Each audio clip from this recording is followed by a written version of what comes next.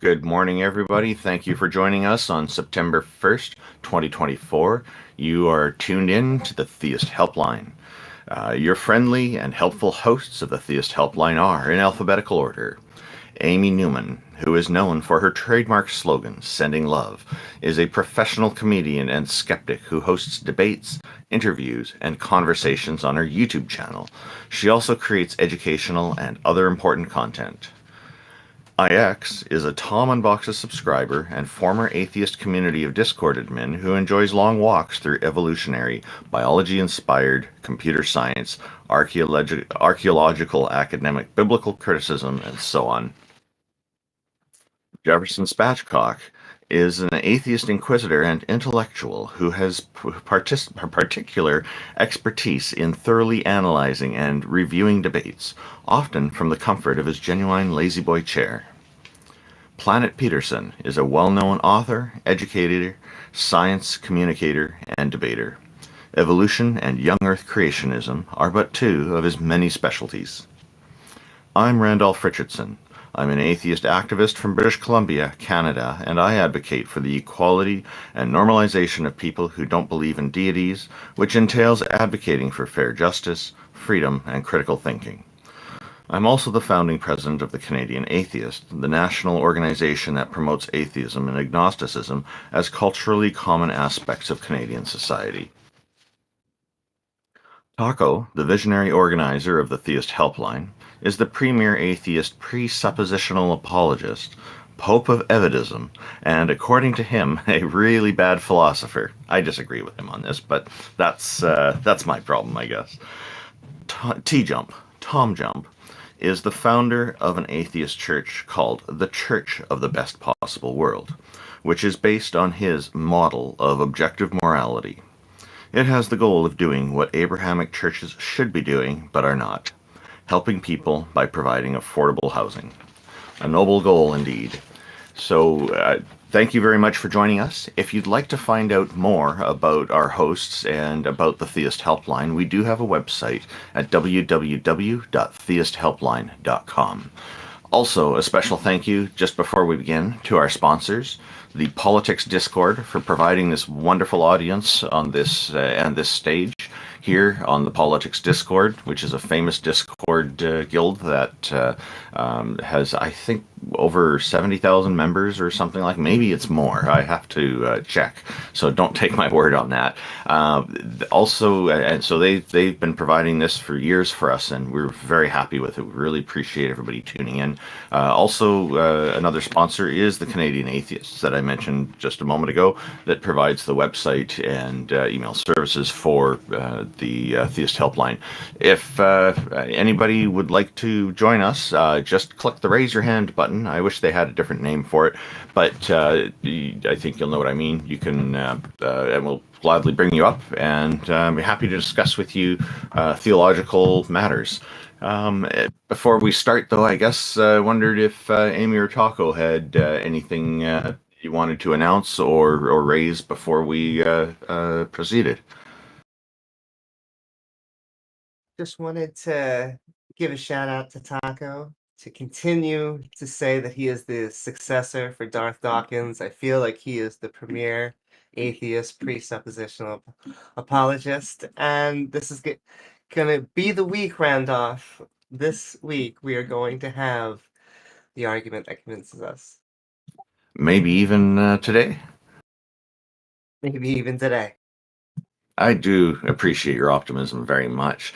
Oh, by the way, Amy, recently somebody was trying to test out some arguments on another Discord channel, and they were asking about how they could put their ideas that involved some geological history into a form, and they're trying to form their argument and write a paper on it, and they wanted to go through some really good rigor, for scientific rigor.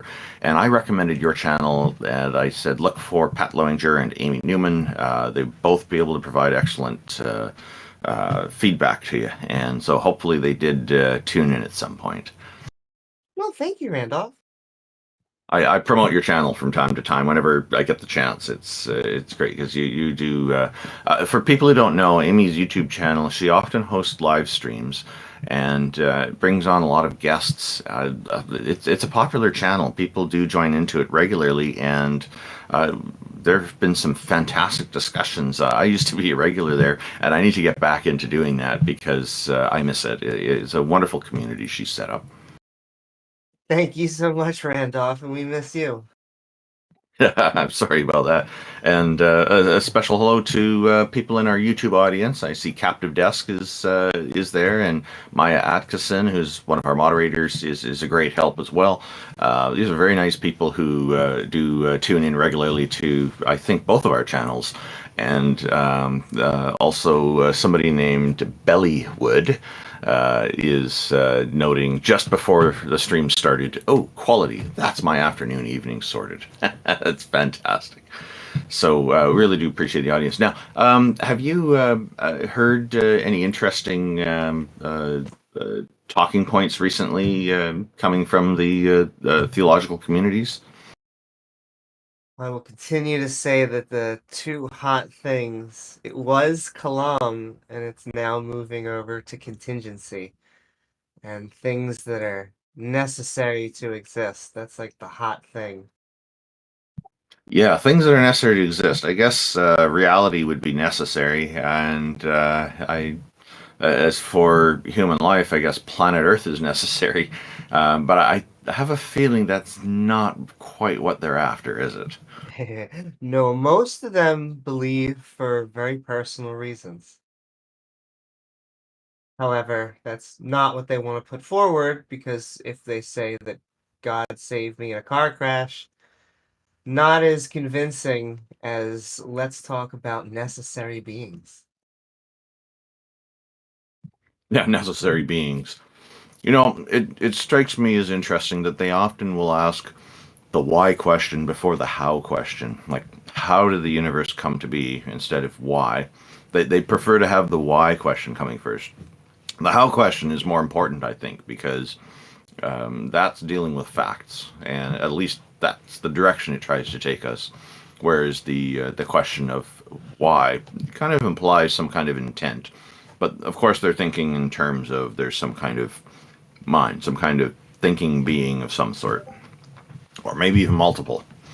So, Yeah, and the how question is generally what science answers, because why questions are almost always endless, but when we have to ask how, then we have to go and find out. yes, yes. I'm wondering if anybody in the audience has anything they'd like to add to this conversation, or had some questions, or have an idea they'd like to put forward. Everybody's welcome to join us here. We're happy to bring one person at a time up on stage and consider whatever ideas you have. Usually, of course, we're focused on the ideas that theists bring, but we also welcome atheists to join us and anybody else. So A feel lot free of if you want. Bigfoot stuff recently, guys. We would love some stuff on Bigfoot. Real talk. Bigfoot? Yeah. If any of you have seen Bigfoot, please raise your hand.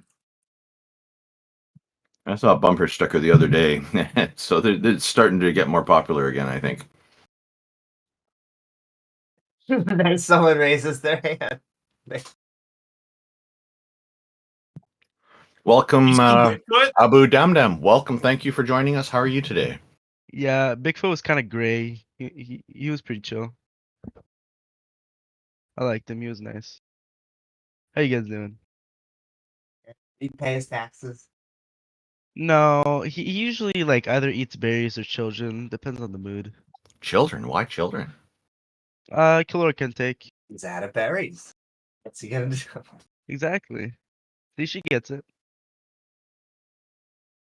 So what's going on, Abu? Nothing much. I'm tired. I'm dead. All right, I'm gonna go now. Love you guys. Well, thank you for that, Abu-Damdam. That was interesting. So Bigfoot eats berries and apparently children, but he didn't specify it was human children, so hopefully it's not that. pulling up ashawo. Ashawo. How are you? We hope Yeah. we're pronouncing your name right. Welcome. Thank you for joining us. No, you're not pronouncing it right. It's ashawo. Ashawo. Ashawo. With the accent. Ashawo. Ashawo. Okay. Yeah. I'm trying my best. I hope I'm doing okay. Mm-hmm. You did So, okay. what's on your mind? I just got out of I'm sorry. I just got out of a 6-year relationship. Okay. Yeah. Was this by your choice or somebody or the other person's? I guess it was like, well, it was, I don't know. I would say like maybe it was his choice. I'd say mutual, but like for real his choice though. He was the driving force behind it. Okay, yeah. Relationships are become very important centerpieces of our lives, as they should be, and sometimes they don't work out. Unfortunately, it's hard, especially when you really had strong feelings for the person and then you really loved them. So I guess, are you looking for some sort of advice? I mean, yeah, I think that, I was with him since I was 16. And I was still with him after he graduated because, well, no, he wasn't in high school when I was in high school. He like graduated and I was still in high school. I don't know if that makes sense. Yeah, okay. So he was maybe a grade or two above you or something like that. No, he wasn't in school at all. He already graduated when I was in high school. Oh, okay. So he was an adult and you were 16? Yeah, I was 16. I was a sophomore in high school, I think.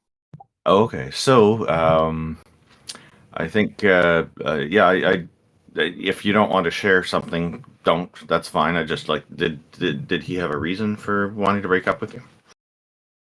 I'm sorry, hold on. It's okay, man. Take a deep breath and get some water. This may be. Told me that he said that I was too old, and he said he wanted a girl who's like younger. Okay. So yeah, the fact that he was already an adult and dating you at 16 is an indicator that it very likely was an unhealthy relationship to begin with. So it sounds like he's the one with the problem if he's focused on such superficial characteristics about a person. Like, you sound very nice. I think this a better way to look at this is, and depending on the state, you may want to look into legal. So we should get there too. But I just want to say, look at this as an opportunity to find. Sorry, look at this as an opportunity. I still love him. Yeah, it takes time to get over something like this because these relationships become centerpieces of our lives. But I would suggest try to look at this as an opportunity to find somebody you can have a healthier relationship with, because this guy's obviously got some toxicity, and he's probably not going to be a good person to be with for the long term if he's only concerned with having somebody younger. That's where the problem is. That's a big red flag that it's probably not genuine on his part from the beginning anyway. I'm sorry to tell you that, but that's just the reality of it. Also, the fact that he was breaking a crime and, you were a minor, and then he says that he wants someone younger, that is definitely a red flag. Yeah, that's the kind of thing he can get charged by the police and go to jail for. Yeah, you may want to look into laws for your local No, I don't want him to go area. to jail. I love him. Okay, so he's made it pretty clear that he doesn't love you, unfortunately, and from what you're saying, it's you probably just need to take some time off and then find somebody else. Start looking elsewhere. You'll find somebody of better quality, higher caliber, who you'll have a better life with, I think. That's my opinion. You've asked for advice, and that's my suggestion to you. That's very sweet. Thank you. Wait, I have a question. Okay, great. Yeah, and best of luck to you with that. I think try to find somebody closer to your age too, if you can. No, he was closer to my age, though. He wasn't that old. To me, it just didn't seem like it was that bad. Okay. So you had a question. Go ahead. Do you think that there's any way that, like, I could do or say to, like, get us back together? I think he's already demonstrated that he's very superficial.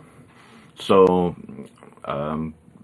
my advice to you is to move on.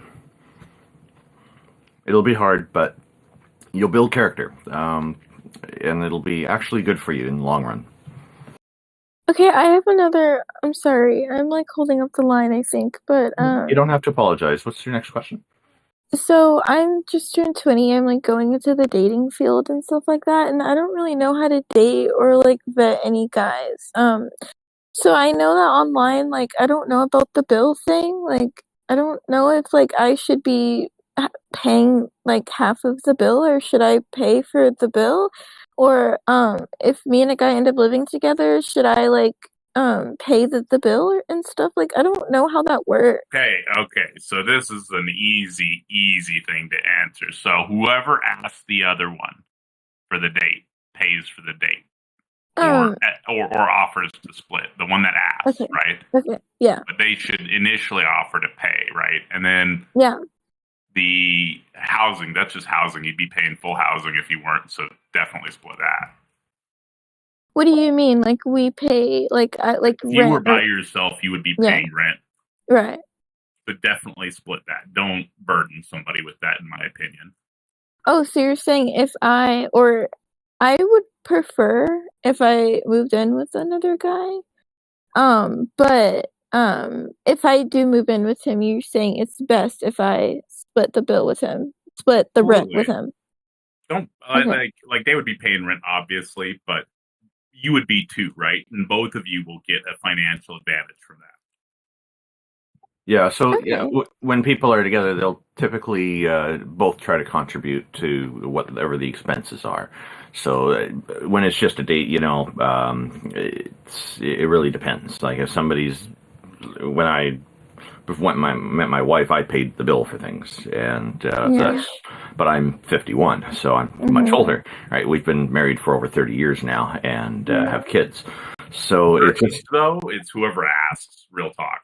I think that usually it I is, don't but I don't have an issue with what there he isn't said. a I think hard that makes sense. there isn't a hard and fast rule on it, and you kind of have to feel it out as well. But what Mhm. Taco's saying about major expenses, definitely both people need to contribute. It can be equally, but if you're making extremely different wages, then there's adjustments that people will often make that way as well. So it becomes a number of factors you need to consider for that. And the concern, though, what I see with some couples who are very unhappy typically is they get right down to the nickels and the dimes, and they even count the pennies and try to really keep strict track of it. And don't do that. Don't do that. That's bad juju. I was just saying that that's that kind of relationship usually doesn't look like a very good quality relationship. People are usually a little more easygoing with things and just try to make things work, and then it's just those ones work a lot better where people aren't counting the pennies and they're looking more at the bigger picture of the long-term expenses. Okay. Last thing before I leave. Thank you for the advice, by the way. You guys are really sweet, and you're not mean, and you didn't really judge me when I told you my situation, and I appreciate that. Oh, you're welcome. And, it's we're focused on what the issues are. Each person will handle things differently in their lives, and I would say the mark of a person's character you can tell by how they handle adversity. So you think about, are you dealing with adversity in the most healthy and intellectual way? Then that's probably an indication that your character is better. So think of it in those terms. How are you dealing with challenges in your life? Are you trying to meet them, meet the challenge and try to overcome it in a healthy way, or are you doing something in an unhealthy way? And if you're choosing the more healthy options on this, which can often be the more difficult choice to go with, then you probably have developed a better character for yourself. Your own self-character, I mean. Does that make sense? Yeah, but do you think it was do you think it was my fault that he broke up with me? Like, it's not my fault. I'm not the one to blame because I did everything right. Like, I was such like, No, I from what you say, I literally wait it's really okay. It's quickly. okay. It's okay. It's I from what you said. He Yeah. wants somebody younger. That's a him problem, not a you problem. Because Right. whoever he selects in the future, he's already done this to you. The next person he selects will be young again, for sure, obviously, because that's Yeah. what he's indicated to you that he wants. And at some point, he will be dissatisfied with them, and he'll do the same thing to them, and the next person, and the next person. There are people like this, unfortunately, in the world, and it's best to just stay away from them because you're extremely likely to not have a quality life with them. There are tons of people who are better than that. Absolutely, and also like I know like I'm it's gonna be hard for me to move on, and I understand that because he had literally like almost 6 years of my life, so of course it's gonna be hard for me to move on from this. But I'm definitely Wait a from minute. on. You said you were 16 and he had you are so okay. Because if true, like we need to bring in a therapist before any of us continue. A child therapist, apparently. Wait, I'm confused. Yeah. So I would. Anyway, I think if you have the chance to talk to a therapist, that might be a good idea. But and there's nothing wrong with therapy, but sometimes people just need to find something else. It's 6 years. Yeah, of course, there's a bit of regret there because this guy's finally showing his colors now. Again, that's him not being a good person. It's not you. You can't help it that you're getting older. I'm getting older too. I'm in denial of my aging. It's not working out as I'd hoped. Yeah. But I'm still in denial about it. So that's how it is. Right. I wanted to say that like I'm gonna be moving on, and he's not gonna find anyone as me. I was the best thing he's ever had. I'm the one who planned his 37th birthday. I did that. I planned it all on my own. Yep. And So he you're the told me good that person. yeah, exactly. You're the good person in this. So. We are definitely not qualified to handle this, and you should definitely call the police. Ask for help with professionals that are qualified to handle this. Yeah, that's what I suggest. Well, yeah, or I'm 20 years old. It's not going to work. I can't call the police. So okay. I hope we've been helpful to you today. We do have other people in the audience who'd like to talk with us as well, but I hope we've at least been. It sounds like we have been somewhat helpful for you. Yeah. How do I drop? Oh, okay, I see it. Thank you very much for your time and for joining us. And I guess our next one is Abu-Damdam. Welcome. How are you? I just had one person for the girl. That is pedophilia. What the fuck did I just? Okay. We'll pull up the next person. What's up, Reverse? Yo, how's it going? How's everyone been? Pretty good. How about you? Good morning, Reverse-Camus. Thank you for morning. Joining us. Yeah. All right. So if I asked you if God existed, would the answer to that question be the same answer as the answer to this question? Which question would that be? The question that I just asked. It's a paradox where you have to admit that God exists. So if you're asking the same question twice, I would say it's going to be the same answer normally, right? God only exists. So you agree that God exists then?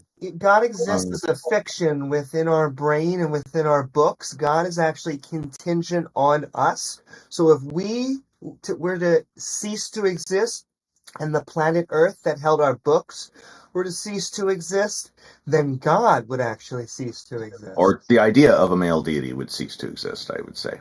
Reverse-Camus, you seem to be making an assumption that we're believing that this God is real. I don't believe we answered that way to indicate that, have we? Well, in my question, I guess it wasn't apparent. I meant capital G, God. Okay, so that's the name of, is that the name of a deity or a name of something else? No, it's just to indicate the real thing, the actual source, not just something in your minds. If I could just butt in for a second, Randolph, they try and pull this thing where the real God, the real G God, is the God, meaning our God. And then all the other gods are like this little G God. And so it's this way of making, in my opinion, no true Scotsman, but that's okay. Yeah, but I believe that there's a source of all religions, that there's like a God that these people are communicating with, and they create these religions. So I don't quite fall into that trap where I say, oh, my God's better than your God because my God exists. I think that if you give something power, like, I don't know why, but it becomes real in a sense beyond, oh, it's just in my mind. So you think there are innumerable false gods, and every one of them was inspired by an actual god? I think that it's interpretations of this source. So you're telling me that the Hopi people came up with the legend of Spider-Woman versus Tawa because a god that is not a spider communicated with them? I don't know about that legend. Like, I don't know a lot about these pagan myths, but like, if they're doing like rituals and it's not like just this folk story, possibly, like, or no, I don't know, like, how religions formed. I think that it's like God bringing itself into being in a sense. Like, it starts out with like, in Israel, how you had all the tribes, and they believed in different gods, but then one god asserted itself, and it just needed to become greater and greater. And they got closer and closer to what the actual god is. It's like bringing itself into being. Sorry. Do you believe in a particular god, or you're just saying that, well, there has to be some sort of god out there? Well, I'm a Baha'i, so I guess I believe in this source as being like the ultimate thing that creates everything. I guess in Hindu terms, you'd say Brahma, or like, I guess Hindus. Well, the Hindus just would have say it. that. Yeah.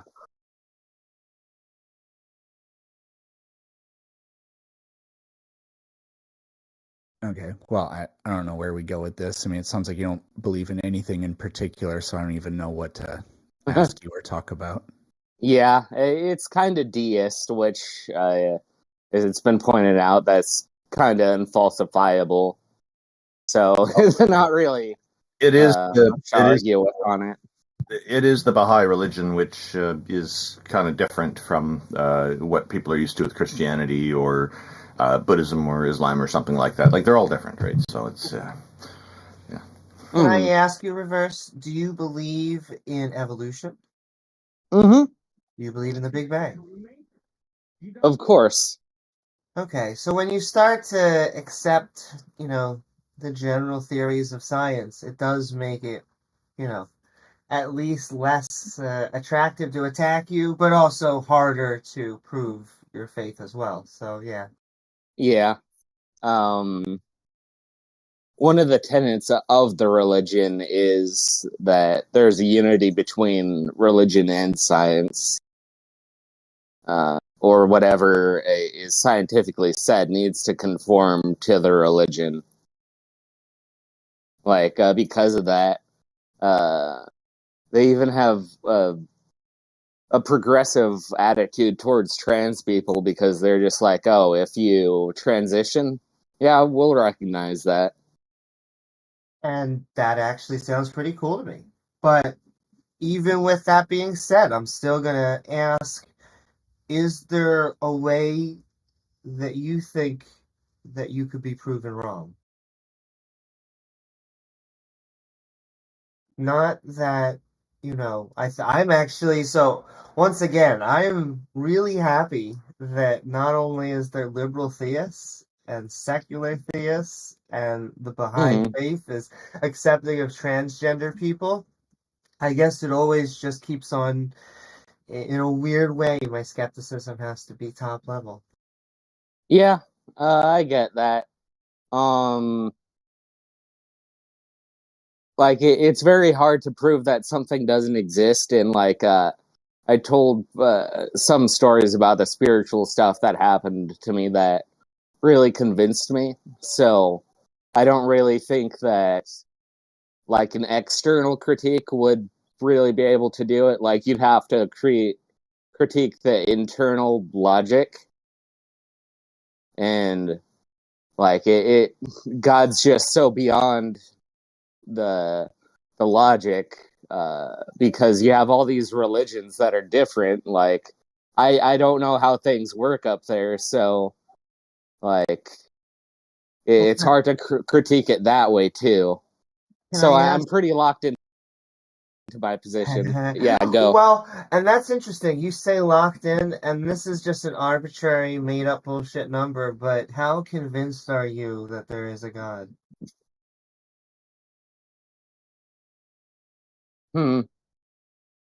Like, my immediate answer is 100% sure, but being logical, like, I want to be open to all possibilities.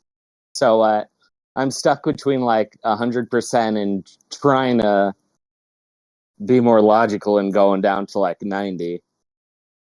Okay, I like that. Even 99, anything, because I always worry about I get worried when people say they're 100% sure of anything, because that means that they have to me, a sense of confidence that is almost wanting to be pushed down. Yeah. But you said external and beyond. I wanted to know if there's any reason that the Baha'i faith gives you for why we're here at all. Why do you do it? Or she? In my opinion, it's love. God just, I know there's like a lot of messed up stuff in the world, but like there's also a lot of beauty. There's like two people meeting and just creating a life together, and I think that if God didn't mean to do it, it's like this process of just two beings coming together that are so in love that they do anything for each other.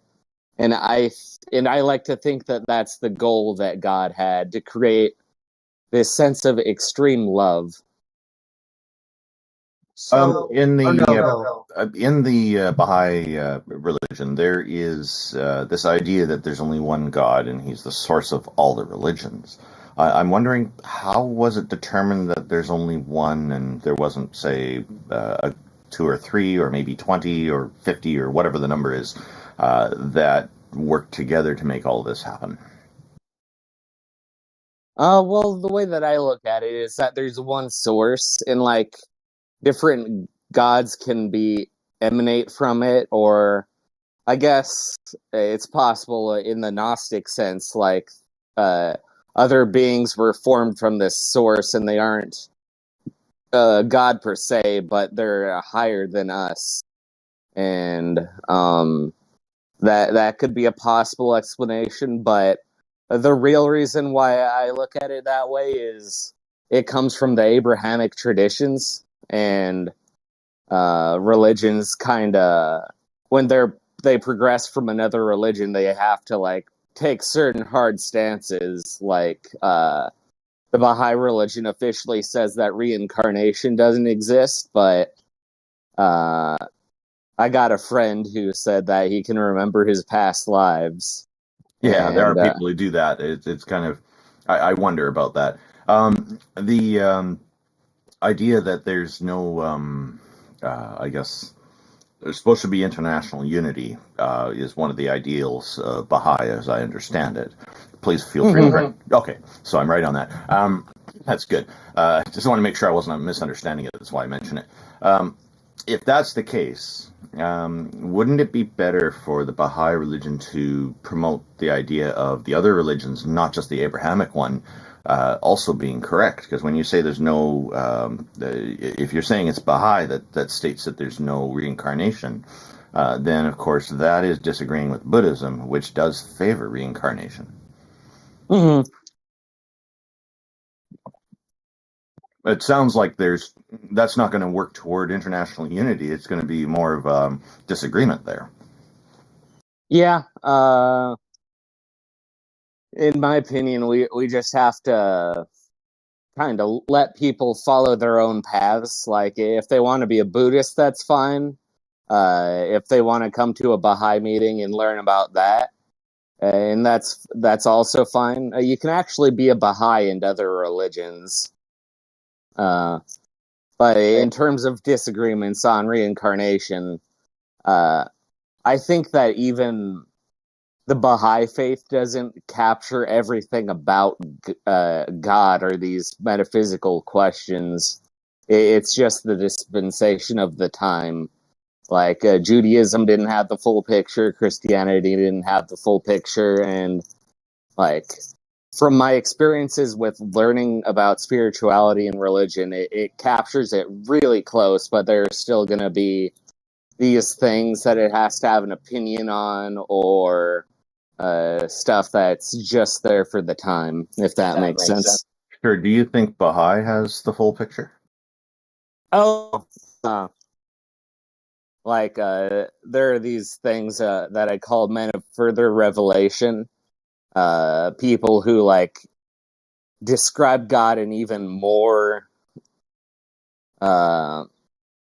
accurate terms, like Ram Dass, Alan Watts. They didn't really form religions, but they really had the 411 on God, in my opinion. Yeah, so it's interesting if you're saying that the Baha'i a person of another religion can also be Baha'i, and I've heard other Baha'i people say this as well. So it's not just you saying this. I know that. I'm just to be fair. So other religions, though, probably don't approve of that. I know Islam certainly doesn't, and Christianity certainly doesn't. That religion is not part of another one, and that's the only leeway that I find Christianity will give is that they'll be okay with Christians relying on multiple translations of the Bible. That's absolutely not allowed under Islam. There's only one Quran that's authoritative, and all the others are garbage, is the typical kind of explanation I get from Muslims. So I find that from a human rights standpoint, I think you're correct that people should be able to be part of multiple religions if they want to, but or none at all, or just one. It's up to them. But of course, the religions typically don't allow any leeway for that at all, especially the Abrahamic ones. So I'm wondering why Baha'i favors Abrahamic religions then in this case. Or is this just kind of a strategic attempt, do you think, maybe to try to push some positive change? It could be part of the plan, but as you know, it came out of Islam in the Abrahamic tradition, so that was the form that it was going to take. Like, someone who was raised under the Islamic ideals, like, they're gonna have that influence what the religion is. If that answers your question. I guess so. Yeah. Thank you very much. I guess Amy might have a little bit more to follow up with. Yeah. Thank you, Amy, for giving me a chance to interject here. Oh, no, not at all. Thank you. I just wanted to continue to press, and once again, religion seems to naturally be a subject close to people's hearts. But if you were to wake up tomorrow and you knew that God didn't exist, how would your life be different?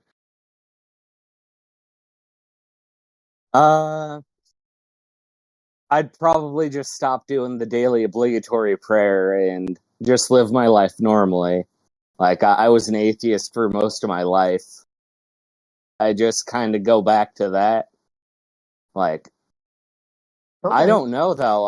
I may just continue to do this stuff out of habit in, like, a Feuerbachian way. Just invent it. Just continue saying it's real. I'd just like to interject with something that came from our YouTube audience just now. Somebody had written that it was Henry Hansen, Henry Hansen had written, "You can't unite all religions," and then Deconverted Man wrote back, "You can if you rewrite them. So you can unite all religions if you rewrite them."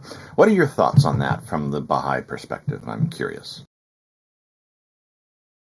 I don't think that you need to rewrite the religions. You can leave them the way that they were.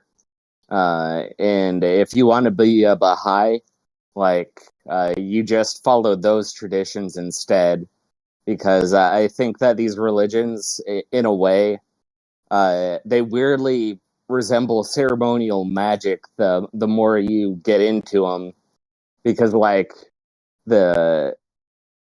the Jewish religion, Judaism, that heavily resembled ritual magic, the way that they were doing it. And with that, you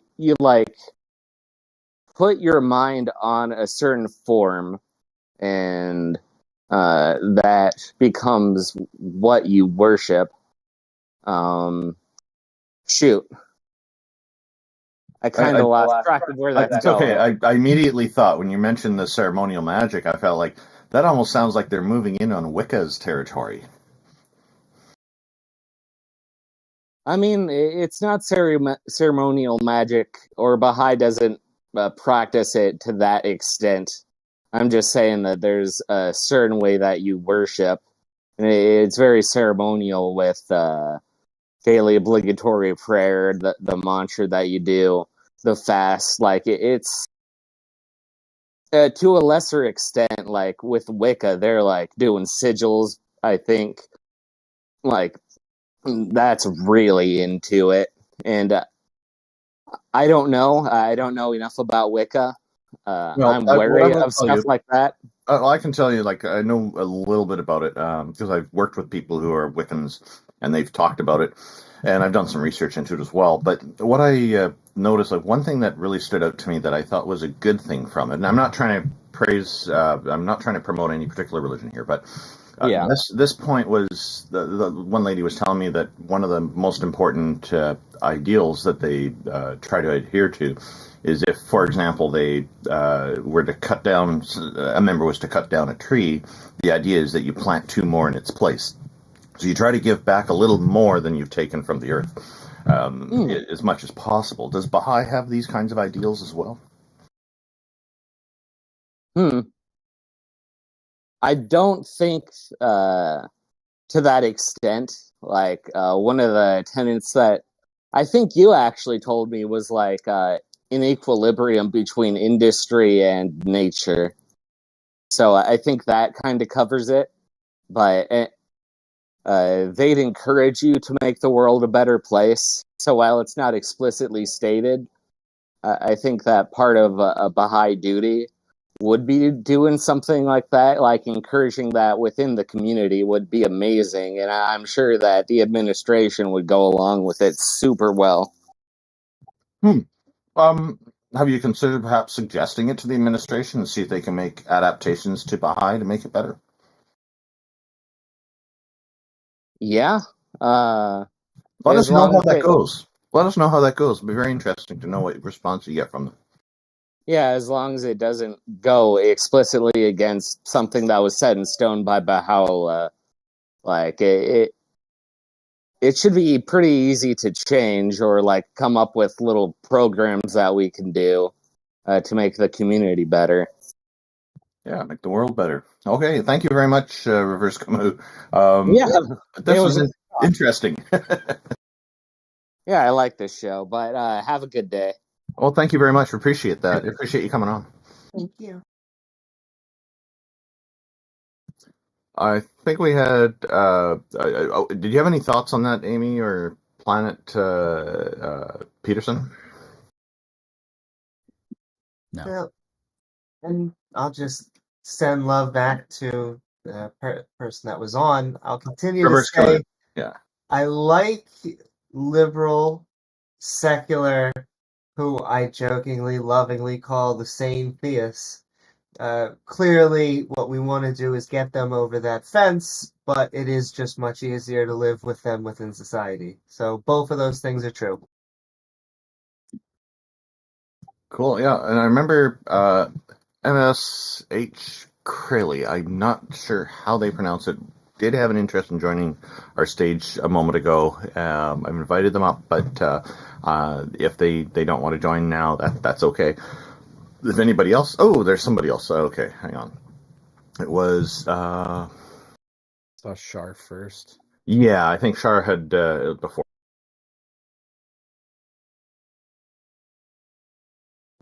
Okay, hello, Shar. Shar, did you join us? I guess not. I guess the next one would be Hellen Hindu.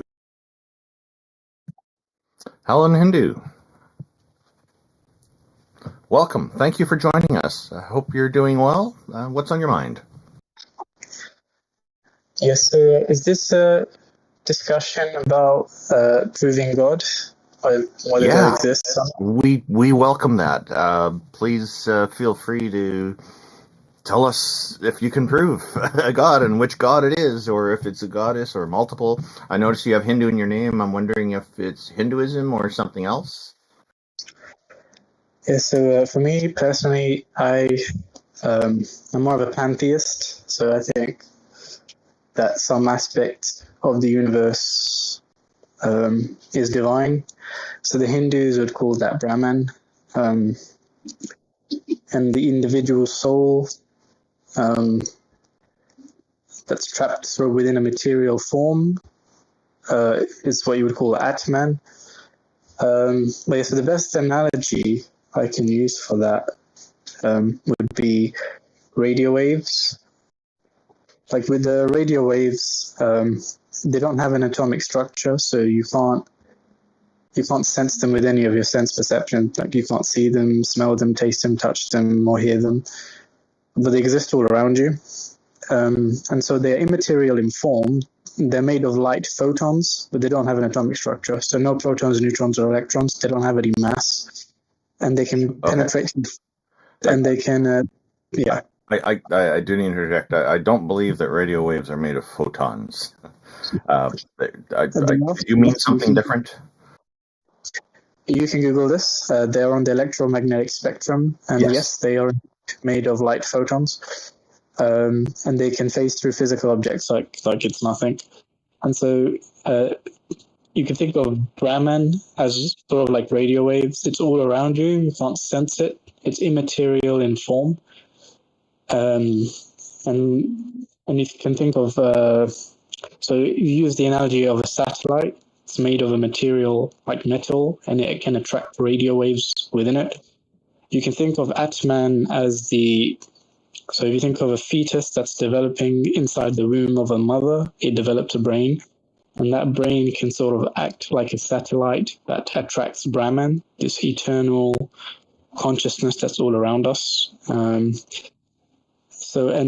it stays in the organism until it grows old and dies, until it goes back to being Brahman again. And then that relates to the whole reincarnation cycle of life, death, and then rebirth and stuff. So the Hindus believed essentially that all beings, all living conscious beings, they're just incarnations of this Brahman, this consciousness, divine consciousness that's immaterial in form, like radio waves. And I've spoken to some atheists, and they will often be quick to point out that radio waves have a physical effect in the universe, But for me, I would distinguish that between the form and the effect. So the form of radio waves is immaterial because it doesn't have an atomic structure, but it does have a physical effect on the universe, on the material world, like our devices that we're using right now. And in the same way, I would say that Brahman is the same thing. It's immaterial in form, and it has a physical effect on material beings in that it produces consciousness in us. And that, and there's another aspect of Hindu philosophy where they believe that we often construct sort of our identities, our egos around this material body. So, for example, like me and the people in this room, we're all different skin colors, we're all different races, different ages, different heights. And so we all construct these artificial identities based on these material bodies, when in essence, according to Hindu philosophy, we're all made of the same immaterial consciousness, which they call Brahman. So after we die, we all go back to being Brahman. And so we have this illusion of separateness when we're essentially all the same being. This applies to all creatures. And I understand Brahman is the highest principle in the universe that pervades all of existence. And the Hinduism does, as far as I know, break it into three phases. For the universe, they break into three phases. You got creation, which comes from Brahma, which you've been referring to quite a lot here. But we're beyond that now. We're in the preservation stage, which comes from Vishnu. And then eventually we're going to end with destruction from Shiva, but we're not there yet, although we seem to be heading that way if you look at U.S. elections and coming up. But yeah, preservation is where we're at now with Vishnu, and I guess that what does that mean for Brahman? Is Brahman just kind of like taking a break from all of this now, or is Brahman still active and involved with everybody? So that's more to do with Hindu mythology. So to do with the reincarnations of Brahman, or I'm talking more about the philosophical concept of Brahman and Atman. So Brahman is just, if you look up the definition, it's like the eternal, immaterial, sort of divine consciousness that's all around us, sort of like radio waves. It's formless, so it doesn't really have a form. It gets, when a fetus is being born in the womb of the mother and it has a brain, that acts as a satellite that attracts this Brahman energy. That would be being developed in the womb. That's, birth finalizes that. Yeah. Yeah, and so essentially our consciousness, like my consciousness, your consciousness, it comes from the same source. According to Hindus, it's the same thing. It's the same phenomena. It's the same Brahman. So essentially we are the same being. But we are trapped within these material bodies until obviously this organism, which is our bodies, dies out. We return back to being Brahman. And then they also believe in higher beings, so gods with the lowercase g. Before we go on to that, can I actually push back on the concept of Brahman? Sure. So I have, I would say, an issue with it being tied to consciousness.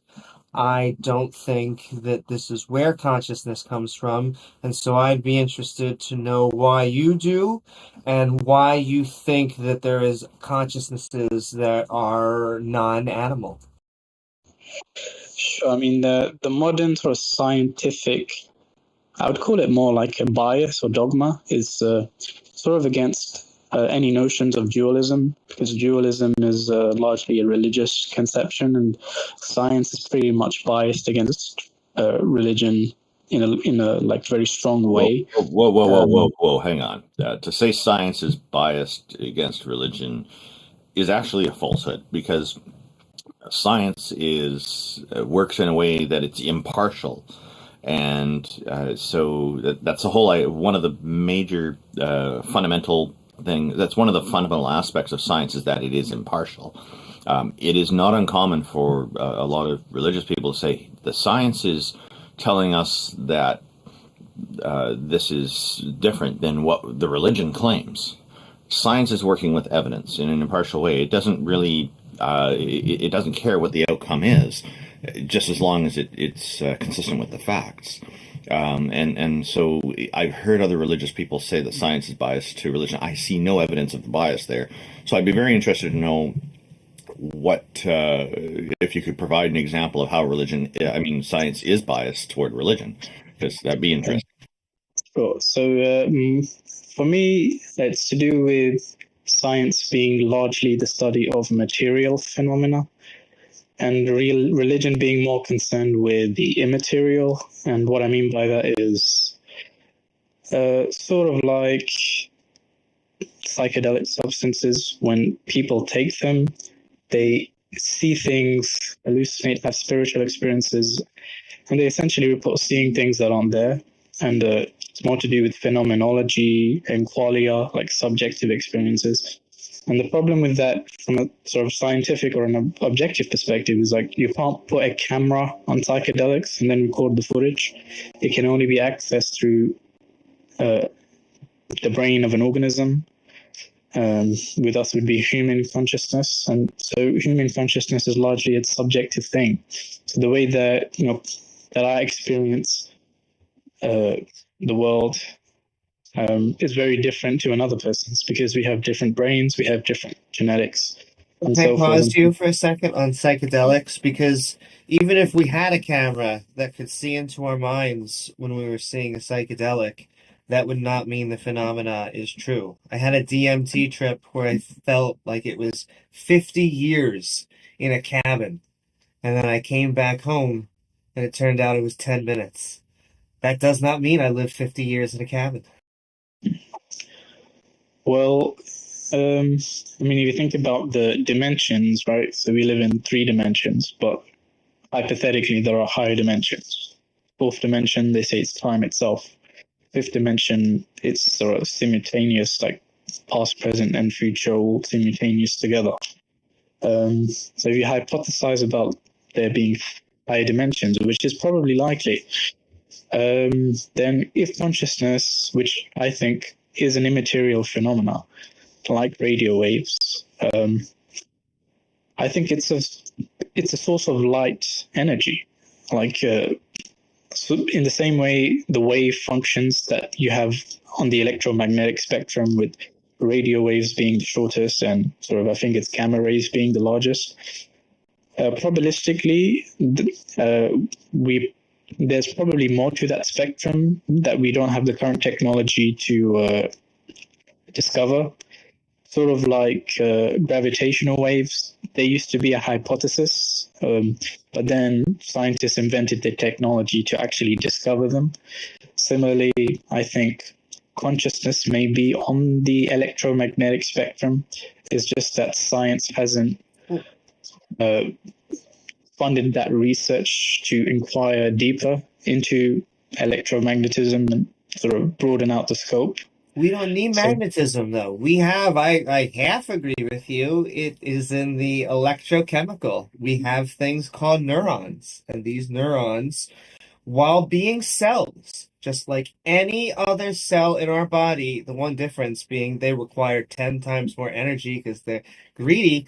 But besides that, they are cells living their best lives, and they just send messages as neurons, and those messages firing through that channel in our brain gives us thoughts. But neurons are the carriers of, electrons and protons and neutrons. So these are atomic structures, in the brain. When you put it like that, that's everything. Everything can be broken down to those things. Sure. But that's a sort of a monist view that consciousness is an emergent property of the brain. I'm arguing the opposite, that it's not, that it's an immaterial.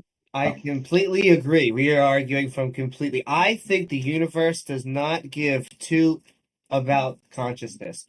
You can see that just from the universe itself so far. It took billions of years just to get stars, and then it took billions of years just to get heavy elements after that, and then we took billions of years to finally have this life that we now call conscious. It's literally only one branch, animals. Fungi don't need it. Plants don't seem to need it. And the entirety, half of life, single-celled organisms, they're like, don't seem that important. But to us, we're like, oh my goodness, how could the universe have been without this one mechanism that I use? And it's so important to me too. It is, just not to life or the universe. Yeah, so with plants, I would still argue that they're probably not conscious in the same way we are, because we have a brain and a neuronal structure. They're probably sentient in other ways, because they still sense things, and they still have senses. So I would argue that even single cellular organisms have a type of I would call it Brahman that keeps them alive. And I think with more complex organisms, developed immune systems and brains, that consciousness is more like vivid because we can experience through various different senses. For me, I just think science largely has a strong bias towards a materialistic explanation for the origins of consciousness. They make the assumption that it's a emergent property of the brain, whereas I don't necessarily think it is. I think if you look at the sun, right? The sun is the source of most of the energy that we About to have. give an example, but I feel like you're not being truthful in what you just said. Okay, imagine you were losing consciousness. Imagine you were either passing out or having seizures. What type of doctor are you going to go to? Sure, I can understand that the hardware properties of the material brain can affect the states of consciousness, sort of like hardware determines software kind of thing. I can totally understand that, but I'm not talking about the effect of consciousness while it's still within material form. I'm rather talking about its origins, where it comes from. Science will say that it's an emergent property of the brain. That's a very materialistic, monist explanation. I don't believe that. I feel like its origins are immaterial, like a source of light energy that's possibly on the electromagnetic spectrum that just hasn't been discovered yet. And so that's my sort of hypothesis, and that's essentially what the Hindus believe too. If it was part of the electromagnetic spectrum, then it would be physical. Yeah, I've heard this argument. So I make the distinction between form and effect. If you think of radio waves, their form is immaterial because they don't have an atomic structure. They don't have any mass. But their effect on the material world is physical. So by form, they're immaterial, but they have a physical effect on the world, on the material world, because they're all around you right now. You can't sense them, but we are thousands of miles away from each other, and through the use of radio waves, we're able to hear each other, which is quite amazing. And I think Brahman, or you can call it this consciousness wave function, or whatever you want to call it, I think it's a source of light energy in the same way radio waves are. And it's much more powerful because it's the source of all life on Earth. And yeah, that's what I believe. And I think if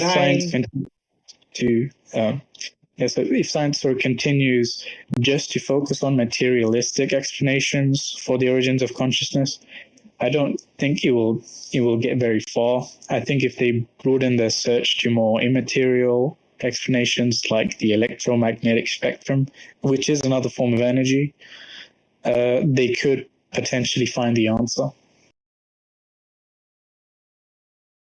Could we agree that the universe is 13.8 billion years old? Yes, I do. All right. And that the Earth is 4.5 billion? Sure. And that really the first multicellular creatures just started being here like 2 billion years ago. Sure. Yeah. I agree with that. So, like consciousness, as far as we're concerned, within the past 2 billion years, what was Brahman doing the other billions of years? So, if you think of the Earth, it's located in I think it's called a Goldilocks zone, a habitable zone where it's not too far from the sun, where it's too cold, it's not too close to the sun, where it's too hot. It's right where it needs to be for there to be a nice temperature, for there to be an ocean and a land mass, and then It sounds like you're referring to kind of fine-tuning arguments that are often made by Christian apologists. Not necessarily. I'm not saying it's completely random chance. For me, it's like you have the law of physics, you got the laws of thermodynamics. I think there is a law of balance or harmony, which does, or a law of order in the universe that does sort of make itself apparent. And I think the Earth is in that situation where it has a single source of energy, and then it has a single moon that acts as a decent gravitational force. Okay, so you do realize that our primary source of light, the sun, does give us cancer, right? Yes. Yeah. And, so when these people are talking about, like the fine-tuning people are talking about similar kind of arguments that you're putting forward, that everything's perfectly here for humanity, like this is kind of a fallacy, the consequence, because life will develop on in an environment that can feed it. It's like where it can grow from, where it can emerge from. And the vast majority of the universe, let alone our whole solar system, is actually hostile to life. In fact, most of the planet Earth is hostile to life. We can't live buried in dirt, for example, or we can't live below water unless we have special technology to help us with these things. But we first have to invent these. So this doesn't come naturally per se. So, the fact that life has survived here and grown is actually quite amazing. So it's like we're against all odds. But when we look back in evolution, we see that what we can see is that a lot of different forms of life have become extinct over time. So it's actually not a very efficient system. It works. It's got us to here, but it's highly inefficient. This doesn't sound to me like ideal situation for the emergence of life. It's just life happens to have thrived and beat the odds, so to speak.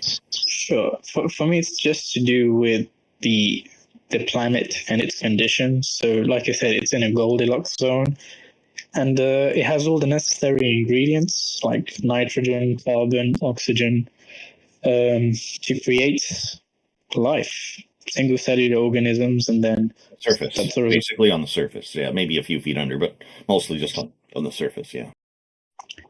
Yeah, so the ingredients are there, is what I'm saying, and the necessary conditions and the ingredients are there. Whether that's totally by random chance, or there is sort of like you have a law of physics, a law of thermodynamics, laws of gravity. There is possibly a law of balance or harmony. It's what the Taoists believe in the Tao. So for them, there's the states of yin and yang, and then the Tao is what sort of harmonizes the two. I would call that the sort of the law of harmony or balance. There is something probably to that effect that exists within the universe that causes order, like within our solar system, for example. And there is possibly other Earth-like planets that exist, that we haven't yet discovered yet, that have the same sort of ideal conditions for there to emerge life on Earth, or life on those planets, where they have a Goldilocks zone, where they have the necessary ingredients like carbon, oxygen, nitrogen. Those, yeah. You're just pushing it back. You're just saying, well, maybe we weren't the first life. It's true. Okay. It could have been after the first tier 1 stars, because there was just hydrogen, helium, and a little bit of lithium.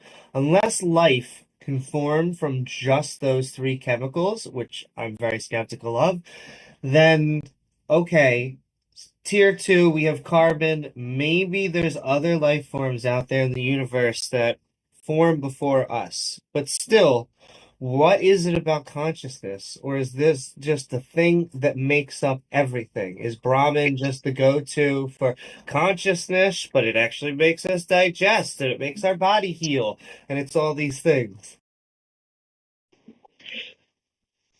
Yeah, it's I mean, I always go back to radio waves because they are immaterial in form, but they have a physical effect on the material world, like our devices right now. Transmitting this information through radio waves. And I think Brahman is similar. It's immaterial in form.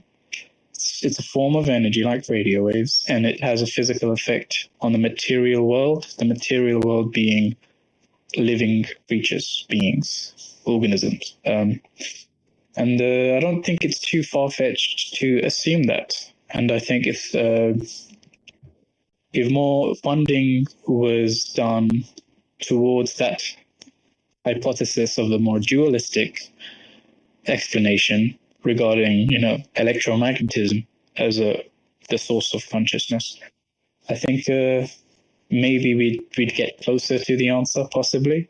But Um, I don't know where we would get, like, I'd be open to electromagnetism. However, generally speaking, when people start talking about magnets and frequencies, it means that it doesn't come from a scientific background. That's not always the case. I'm open to it being true, but I think all of the evidence is pointing towards a natural, empirical means that we can verify consciousness.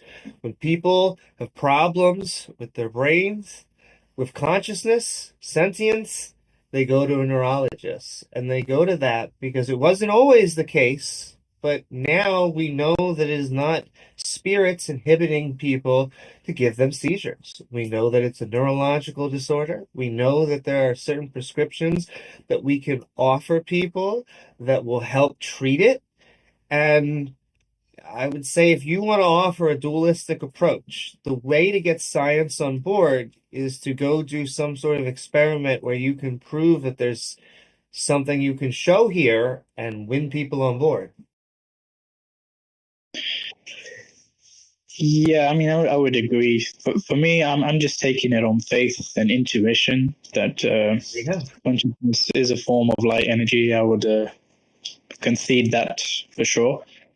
But I'm just making the argument that science, the scientific establishment, is very adamant on finding a materialistic, monist explanation for the origins of consciousness.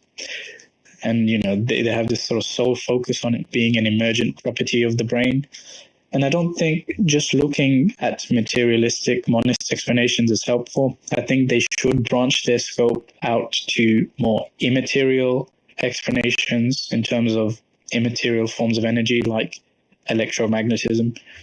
I think if they did that, they would be much closer to hopefully sort of finding the truth.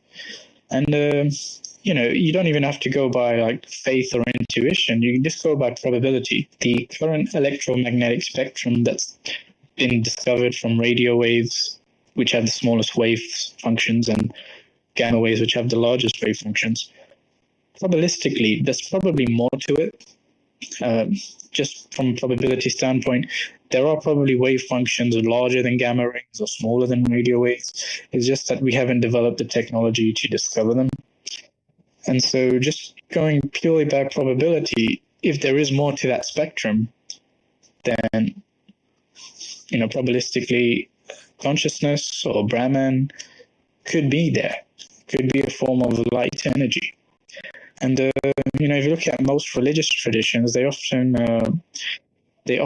portray the mind or the soul or consciousness as a light, as a form of light. And when it's extinguished, that's death, it's darkness, And I think that sort of understanding of consciousness is for me at least, it just makes the most sense rather than it just being an emergent property of a materialistic brain. I feel like there's more to it than that. I do not understand why you do. I feel like it is very anchored at this point in the empirical sense, and I will not continue to pushing back. Like I said, thank you for even discussing this with us. But it's a Christopher Hitchens point. But if we look at what religion has offered us in the past 1,000 years, if we look at what science has offered us, even within just the past 100, I think I know which one I'm going with.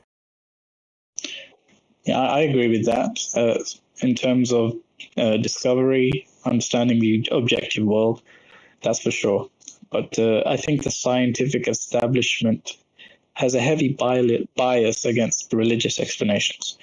And I'm not saying that the Hindus got it like 100% correct, but the thought should be entertained, and funding should go into that area. And the scientific establishment shouldn't just focus solely on materialistic monist explanations. I think they should branch out. It could be more helpful. Hypothetically, what if it's actually true? Hypothetically.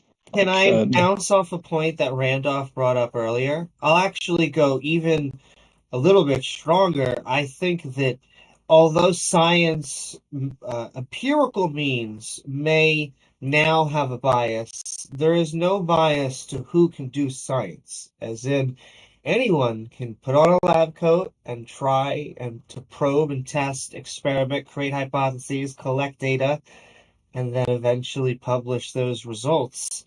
The difference is that generally when they put those lab coats on, the religion tends to shed, and it doesn't need to. There could be a Christian scientist that goes into the lab tomorrow and shows us Jesus in a test tube. I don't know how, but they could. I feel like anyone could. And one of the important things about science is that anybody could bring it up, because science focuses on the argument, not their authority, not what credentials they have. Like they will pay more credence to people with credentials, of course, because they've obviously studied the subject. But if they were to produce a paper that made sense, it'll get looked at. And science had to start somewhere. All the scientific research had to start somewhere, after all. And so, yeah, the point is, like, if their argument made sense, actually provided the evidence, they're actually able to do the work and show it, and all this, and people were able to reproduce it in their own experiments, then it wouldn't matter what their credentials are. It would be fine. Sure, I agree with that. I'm just making the argument that science should branch out its research parameters when it comes to the origins of consciousness, rather than just solely looking for materialistic monist explanations. That's all I'm arguing. And I think it's a scientific quality to question everything. To have this dogmatic assertion that it has to be materialistic, it has to be an emergent property, I think that's largely an unscientific claim. Like, you can't just dogmatically put that. Your point about questioning everything is literally correct. Like, just because something's been established as fact, if some new evidence came along, then that disproved that fact. Science is going with the new evidence. That's how it is. What we typically see with religions is, if there's new evidence, the religion still stays in place. People still believe the old ideas, and they just find different ways to try to explain it and make it fit. It's the God of the Gap stuff, right? Yeah, and when I was bringing up the Hindu philosophical concept of Brahman and Atman, the Hindus, same with the ancient Greek schools of thought. Like, the ancient Greeks were centered around the concept of logos, of logic, of reason. That's where they developed all their schools of thought, like Stoicism and various other schools. And they did not get that from a divine authority. Largely, they got that from just using logic and reason. And I believe that the Hindu philosophers, at least initially, were centered more on logic and reason, but over time they became more mythological, and they mythologized Brahman and made it into different gods, like reincarnations, like Ganesha, or Hanuman, like the elephant and the monkey god, and all that other stuff. Yeah, and they pretty cool looking stuff, by the way. Yeah, they mythologize too much later on, but I believe that initially the original Hindus that came up with those concepts like Brahman and Atman, they were very similar to the Greek school of thought, where it's just logic and reason that they were primarily using. But over time, they just became more sort of mythological, so to speak. But yeah, so I think the concept of Brahman and it shouldn't be dismissed as just religious woo nonsense. I think it should be taken seriously. And I think there could well be some truth to it that science is. To be fair, Hinduism does have some history of having a pretty good estimate on the size of the Earth or the age of the universe or something, or the age of the Earth. I don't quite remember what it was, but somehow they got the number very, very close, and it was kind of like, wow, this is impressive, because this isn't always the case. It could just be a lucky guess, but people are suspecting that likely somebody did some actual calculations and actually figured something out. But I would also just continue, once again, you sound like a lovely person, but that you did say that you suspect that the consciousness is non-physical because of faith. That is not my reason for why I think consciousness is a natural phenomenon. I think that there's good physical evidence for that. I think that it could be proven from a scholarly and expert, a medical way. I think it could be proved very easy with a lay person. I mean, once again, if you hurt your head and you are just losing consciousness, we're going to take you to the ER. They are not going to inspect your bladder. There's a good reason for why we think that neurology is where most of the answers are going to come from. There's actually other reasons that could affect your consciousness. It could be things in your diet. It could be something that is a chemical imbalance. But generally speaking, the brain seems to be tied to both consciousness and sentience. One more thing. I know you want to respond. I continue to say science is not close to these things. I think the reason that consciousness is not seen from a dualistic approach in science is because the data has not led us there. And I don't think it's a conspiracy. I don't think that they're biased towards it. I think if there was good data, at least this is my bet towards you, that if there was good data for it, they would come forth and say, this is what it is, because it would go from alternative medicine to medicine. And now I'll stop blabbing. Over to you. Yes, so I would disagree there. I think dualism has always been the default position from religion. From religion. From most religions around the world, religion was the authority. Like you had the Catholic Church in Europe, and then various other religious traditions all over the world who were largely dualist. So religion was the default position. Okay, before you go down this line, this is really not going to convince anyone here, right? You're talking to atheists. We're not making the claim from divine authority. That's not what I'm doing. I'm just making the assumption that for thousands of years, dualism was the default assumption all over the world. And then when the scientific method was established in Europe, and then it became a thing, science was largely a backlash to religious assumptions. And I think the dualist assumption, because of how prevalent it was, science felt the need to contradict it or have a bias against it as much as possible, which is sort of like understandable, because religion did get a lot of things wrong. But I'm just making the assumption that perhaps that one aspect of religion could be right, and science should not be quick to easily dismiss it as an explanation. And another important thing is... No. Before you go on, for thousands of years, just an analogy, for thousands of years, we did think that the world was flat. They actually knew long ago that it wasn't, but the Christians gained control. And for thousands of years, they thought it was flat. And then science came along, and they realized that it was round. Yeah, I agree. Science has made groundbreaking discoveries, like the heliocentric model where, they used to think the Earth was the center. Now they know it's the sun, etc. I'm not dissing science. I'm just saying that it makes sense to me why they would have a bias against religious positions, because religion's got a lot of things wrong.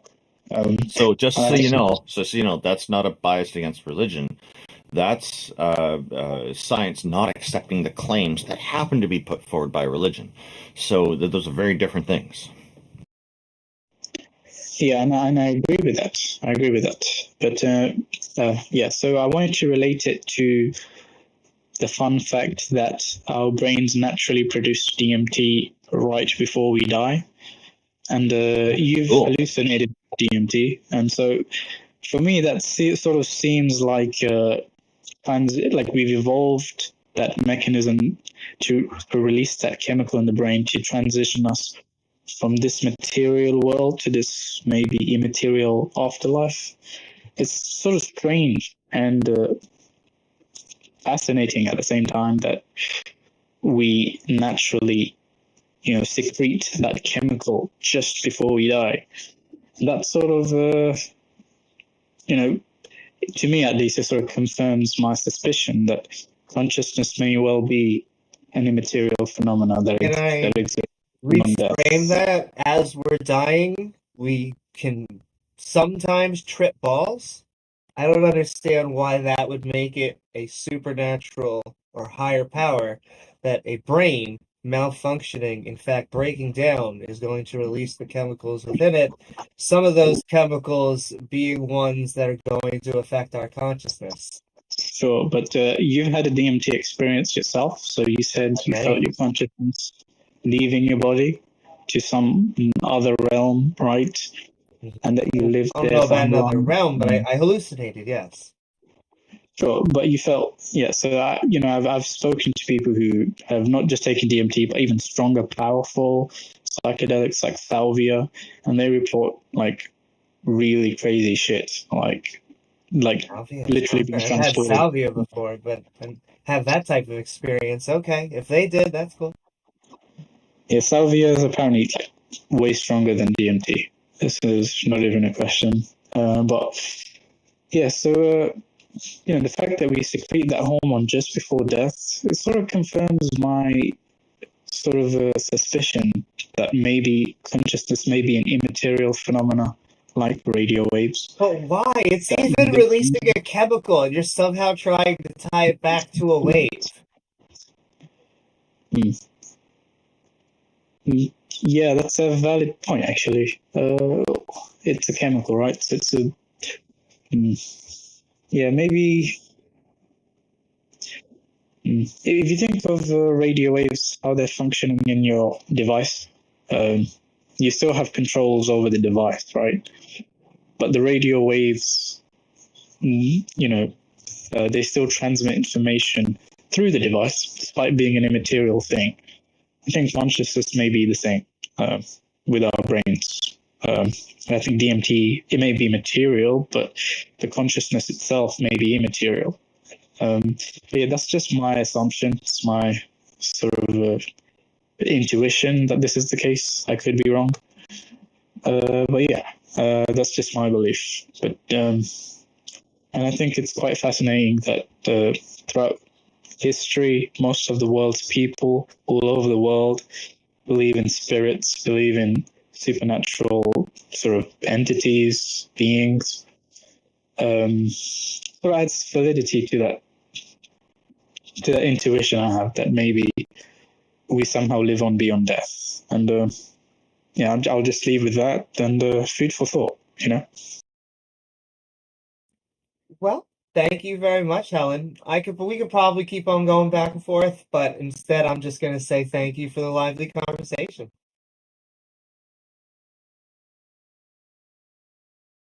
Yeah, thank you very much. That was interesting.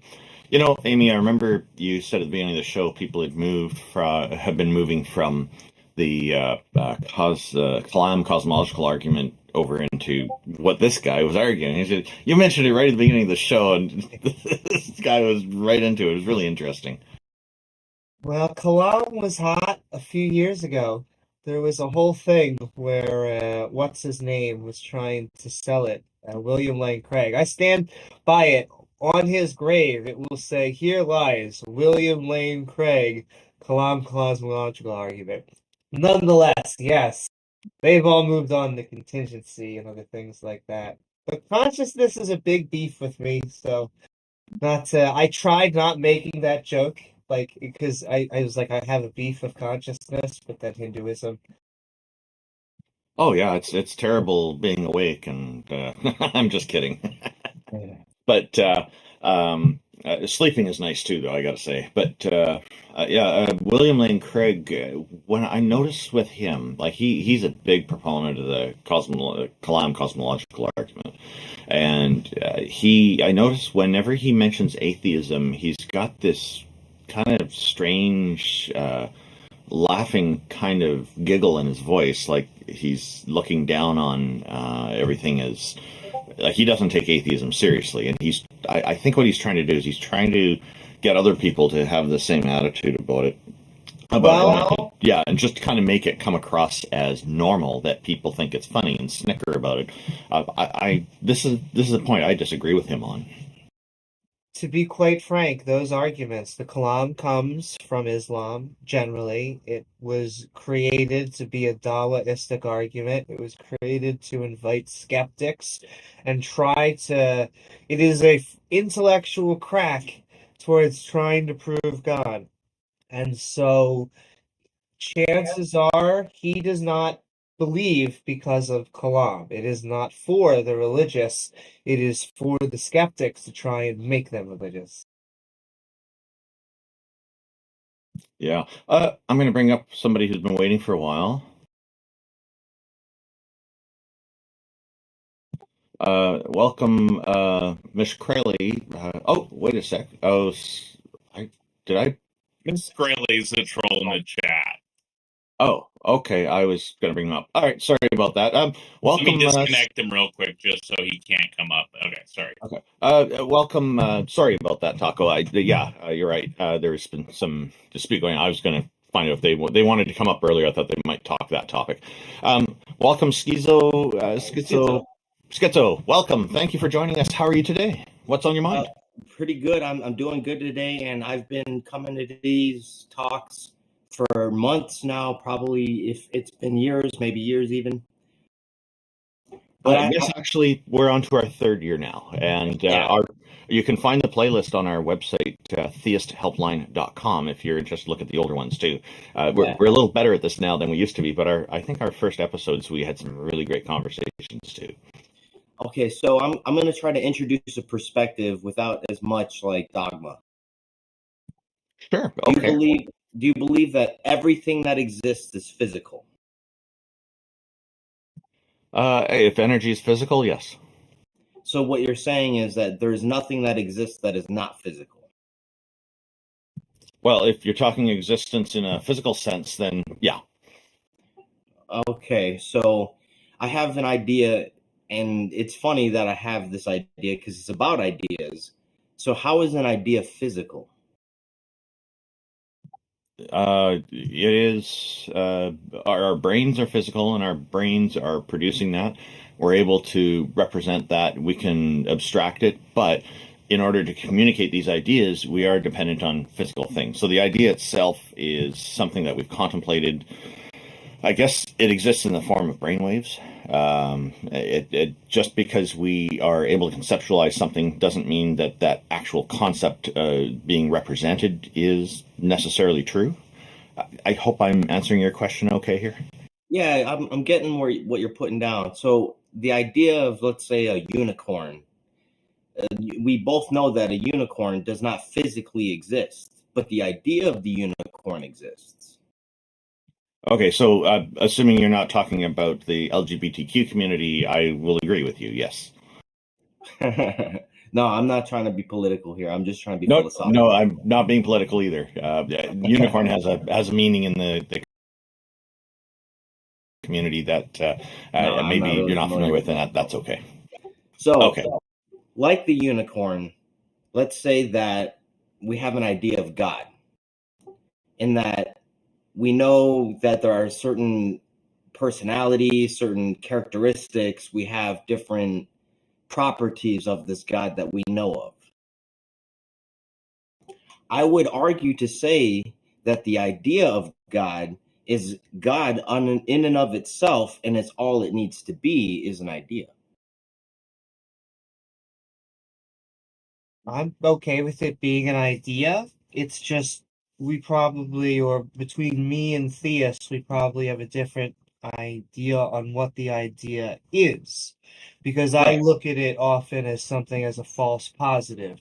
It's we don't know something, so what we do is we fill in the blank with this concept, we call it God. In that notion, God becomes kind of synonymous with our ignorance. Now, Right, just it's like sorry, the Schizo, dots fill in the Schizo, sorry. Just to quickly answer, I did, I just couldn't answer a moment there, and Amy came in, which is great. I did just a moment ago clarify that just because we have conceptualized something doesn't necessarily mean that concept is real. It really exists. Right. Well, I'm not arguing whether or not God is real yet.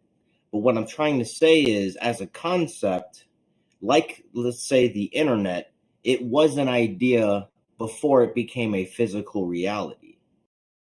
Yes, and the engineering that went into making it real is making the internet real is a real thing. So are you trying to get to a point where you're going to say that people could engineer God that could actually be real and have Well, yes, properties?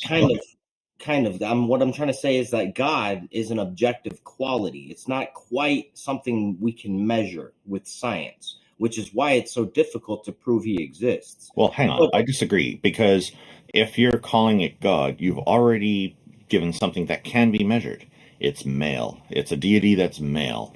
If you said goddess, then you'd be saying a deity that's female. So we can measure male and female. Okay, I can see that. I'd also say if we're using my definition, that it actually coincides. So the more things that we're ignorant about, the more things that we use God for. The less things that we're ignorant about, the more that they get filled by actual scientific answers.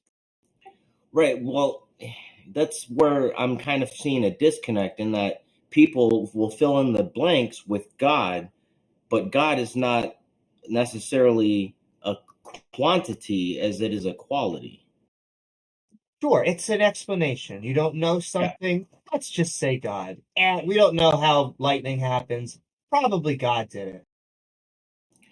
Well, I think there's something kind of funny about that, in that we'll never have a 100% understanding of everything. So with that concept in mind, there will always be a God. Sure. And that is why I say religion is something stupid that only smart people do. You have to be a certain level of intelligence to do something this stupid.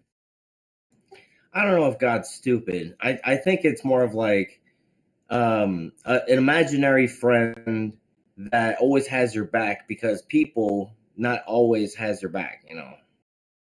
I mean, are you arguing for or against religion? That sounds like something I'd say. I'm either or. I mean, if it's helpful to you, then why should I knock on it? Or if it can be a detriment to you, then maybe you should look at it a couple different Well, ways. I agree to you to a point. It's just that because if we're a skeptic, we're coming here trying to say, is it true?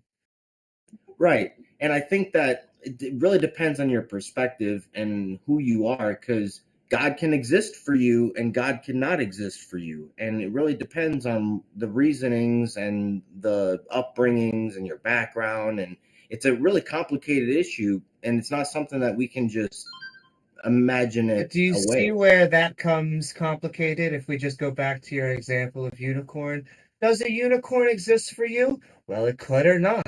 It depends on your culture. It depends on your upbringing. It's really a complex subject about whether we believe in a unicorn. Yeah, I mean, like, sure, we make it simple so we can have conversations about it. But ultimately, when we individualize it and introspectively look at it, we know that it's a personal thing. The unicorn or God? Both.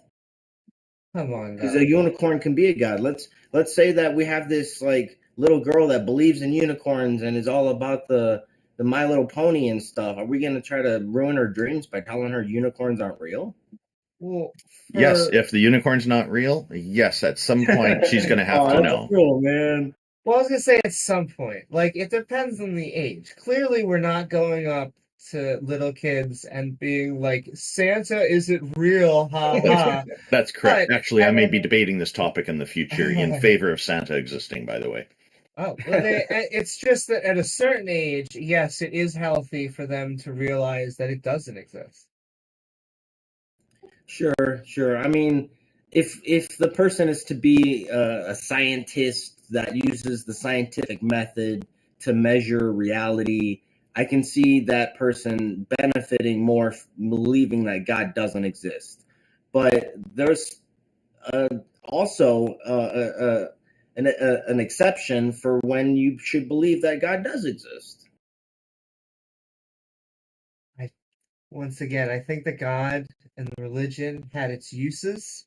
I think that they are outdated, and not only outdated, sometimes in the worst scenarios, it makes people act immoral.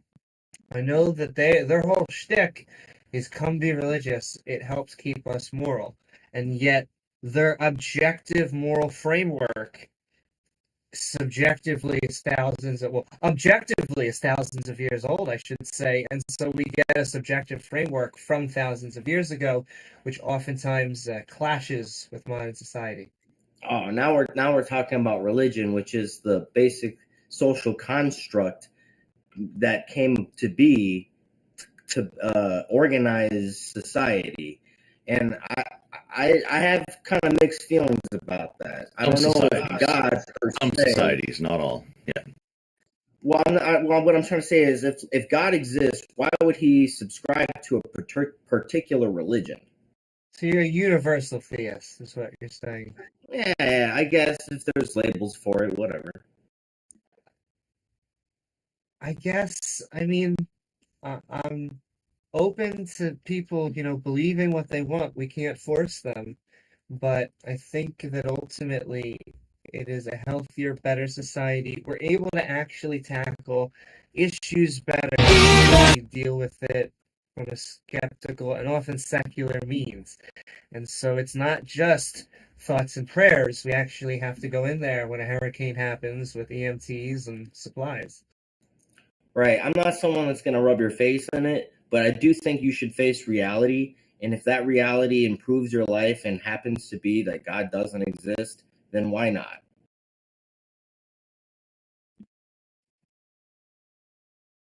Yeah, I was going to say, Randolph, Taco. So if somebody's believing in God, that's one thing, or a goddess or whatever. But if they start using what they think the ideals of those God are to impose their ideals on somebody else, that starts to become a problem. Right? And that, unfortunately, it can cause war. I mean, it can cause thousands of years of catastrophe. It actually has, and that's the problem. And right now, like, we've got people in various countries who are trying to make laws that support their religious views, and even those laws are not good for them. They think the religion is higher than even their own ideals, and they will push that forward, hurting their own family members, hurting themselves. And they'll put these ideas forward because they think the idea of the ideals put forward by their religion are more important than people. And I believe that people are more important than ideas, but a lot of these people following these religions think the opposite, and they think the religious idea is better than any other idea in existence, including human rights, including all kinds of other things. So, and that's where it becomes a problem, is when people don't understand the boundaries of personal sovereignty. Well, when you address all the reasons for people to need or have religion with logic and understanding, emotional empathy even, then you start to show them that the answer isn't within a book, but is within the people that they live among. Okay, but the thing is, why would I want to build a society on a book that promotes genocide and Yeah, exactly. and advocates for a father to Really kill his own weird son? shit. A father to kill his own son. There's a lot of Yeah. problems. There's a lot of problems with it, and I think these ideas need to be retired. They need to go away. They're really really bad. Take the good from it and leave the bad behind. Move on, and the stuff that's considered to be a good idea, improve on it if you can. Like one example is the golden rule. It's got a lot of problems. I came up with an alternative to it that is much better. It is called the golden preference. I'll post it in the live text chat in a moment, but it is. The problem is the golden rule states do unto others as you want done to yourself or something along those lines.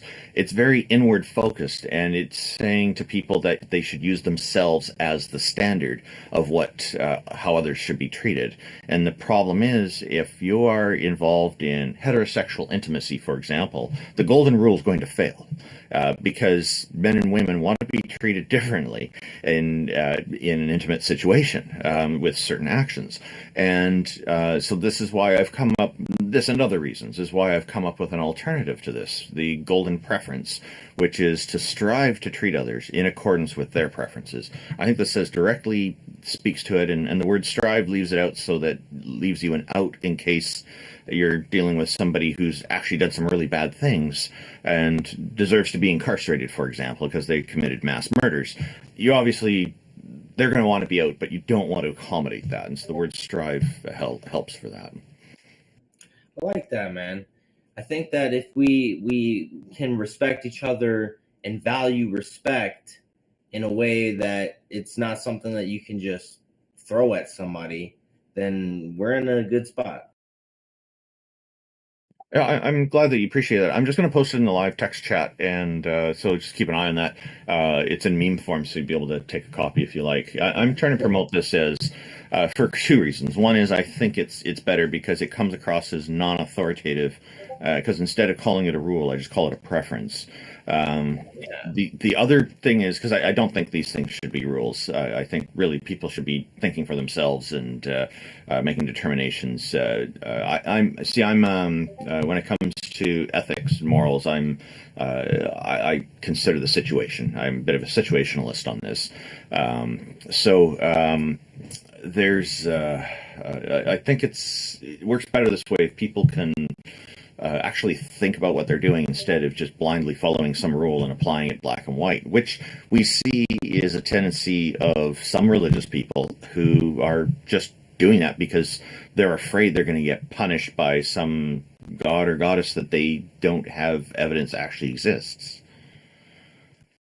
Yeah, I mean, that's the narrative. I don't think they're actually afraid, though, because they've lived a life of faith for, like, they basically have confidence in their faith. You know, it's not just something that they're scared of or they fear death, or it's something more of like a higher standard of living. It's like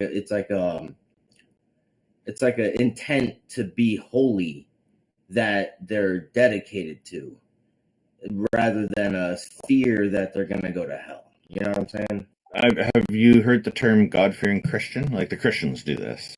Right, they say God-fearing Christian, but it's not that they're always like looking over their shoulder for the archangel. You know, it's when they say God-fearing Christian, it's because they're describing their faith in that they know they don't really need to fear dying because they have faith in God. Sorry, I said God-fearing. I didn't say death-fearing. They call themselves God-fearing Christians. If somebody says, I fear something, that means they're saying that they're afraid of something. So why people change that to something else? Why didn't they use some other word in the first place? Why did they say God-fearing? I think because there's a level of respect out of fear, I guess. I don't know. No. Fear, that's not respect. That's intimidation. That's a big difference there. That's not respect. Respect has to be genuine or it's not respect. So you're saying that we shouldn't fear God if God exists, but we should respect him Yeah, no, I'm not saying we should respect at least the Christian God doesn't deserve respect. But I mean, if something is worthy of respect, then yeah, I'm going to give respect. Like the way you've interacted with us here, you have my respect because you've been interacting very nicely. Same with the previous person and others today who've been online with us on the stage. I have respect for everybody who's been on, I think, because who we've had really good conversations with, because it's been very cordial. It's been quite nice conversation. People, my wife has all my respect. For example, my kids do too, and that's because not only they've earned it. I'm a bit biased there, but I'll admit. But respect to me, like when I go into the world, my own philosophy about this is that everybody I interact with, I begin with a basic modicum of respect and just assumed. And then, because I think this is a good way to start, and then from there, people demonstrate whether more respect or less respect is the direction we need to take it. That's up to them. And I find starting off with the basic level of respect tends to move things upwards. So this works very well for me. May not work for everybody, but this is kind of the approach that I take. Some people come along and say, you've been influenced by religion. No, this has nothing to do with religion. In fact, my experience with religions is that there's an automatic disrespect for people. Like the Abrahamic religions have a built-in disrespect for women just because they're women. I don't have respect for that idea. I consider that I have contempt for that idea because I think it's vicious and I think it's bad for building societies. I think it's a bad ideal that really needs to be retired into the garbage can. It's long past due. So what I'm trying to present here, because I've heard you speak on several occasions, is do you think it would be more useful to define a particular God into existence for those seeking a God, but are not looking for a particular religious kind of God, or more or less, like she said, a universal God? Okay, I don't actually encourage that because just like I don't encourage people to believe in the fantasy unicorns and other things like that, or mushrooms that can walk around and talk with us and have coherent conversations. These things, I'm not going to encourage people to do that. I do understand that people are out there thinking that they need these things. I'm not convinced that that's actually the case. I think people have been given these ideas, and perhaps somebody's put on a very good sales and marketing to make it happen. But I don't think that these things are actually necessary. I think when people start, one thing I've noticed that some people will do is they'll say, "Oh, you need a God in your life," and they're then pushing away all other possible ideas, even goddesses in many cases, but other things like proper therapy if they need therapy, or other things, other healthy activities. They're just going to make this the centerpiece. This is big and over-consuming of everything. I think that's unhealthy. I think it brings people to unhealthy obsessions. It also, in many cases, causes people to become more selfish. They're thinking because quite often with these God concepts, and there's this idea of an afterlife, and if you don't worship this God properly, you'll be punished after you die. And it's going to be in eternal torment. And that's where the God-fearing stuff comes from, I think. And these are poisonous ideas that really mess up a lot of people's lives. And people end up thinking about this. It becomes a big distraction. We've got this one life to live, in my view. And if we really value life, then, why waste our time on these horrible ideas and trying to make excuses for them when instead we can actually use that time and that energy to live better lives and even help other people live more fulfilling lives as well. Dude, I get what you're saying, and like, I don't disagree, but it sounds like you got more of a problem with the religion social construct than you do with the concept of God. To me, I'm pretty indifferent to goddesses and gods. Because to me, it's just like somebody saying, "Oh, there's some new species on the other side of the planet." I'm not going to get a chance to meet it in the next 20 hours. Even if I was to fly an airplane over there, I still have to go through customs and all this. It's going to take longer than that.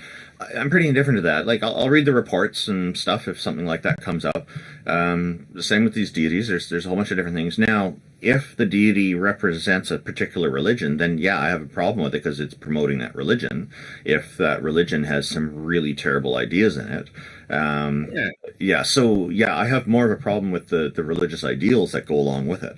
And if I could also say, I agree with everything Randolph just said, but also the notion of a creator being I find troubling and does not seem logical, either intuitive or logical to me, because creators so far have only been animals. We have things like beavers making dams, we have birds making nests, and we make houses. But there doesn't seem to be at least any intuitive reason for why there'd be some sort of multicellular thinking agent that would create the universe, and then it would just be a whole bunch of chemicals and not nothing, but no life, and then eventually life, and then us again. Check this out. What would you say if consciousness does not require a physical existence? What would you say? That's hypothetical. It does entirely physical. From what we can tell, it does require a physical brain. If you have evidence of something else, then sure. But until then, I just dismiss it because, as far as I know, there's absolutely zero evidence of this. Not only that, but you kind of also have a problem with faith too. So, like, it's like believing without evidence, right? Religious faith, yes, I have a problem with that. I don't have a problem with, say, a parent having faith in their kid to do well in sport or in school. Yeah. So it depends on the type of faith. Got you. Yeah. No, I see that. I mean, like, there's a usefulness to believing that we all go to a happy place after we die. There's use to that. And there's a use to what's faith. The use? Sorry, what's the use? To manipulate people, right? Well, not to manipulate people, but to live life without fear. Live life without fear. Fear of what? If you know that you're going to go to heaven. Sorry, fear of what? Sorry, you said live without fear. Fear of yeah. If you know you're going to go to heaven. Sorry, fear of what? Fear of going of like disappearing, death. Fear of I'm trying to make this specific. Fear of disappearing, fear of never being remembered, fear of being remembered poorly, fear of all your mistakes being permanently remembered and stuff. You know what I'm saying? So yes, I know exactly what you're saying. What you're talking about is people thinking about themselves.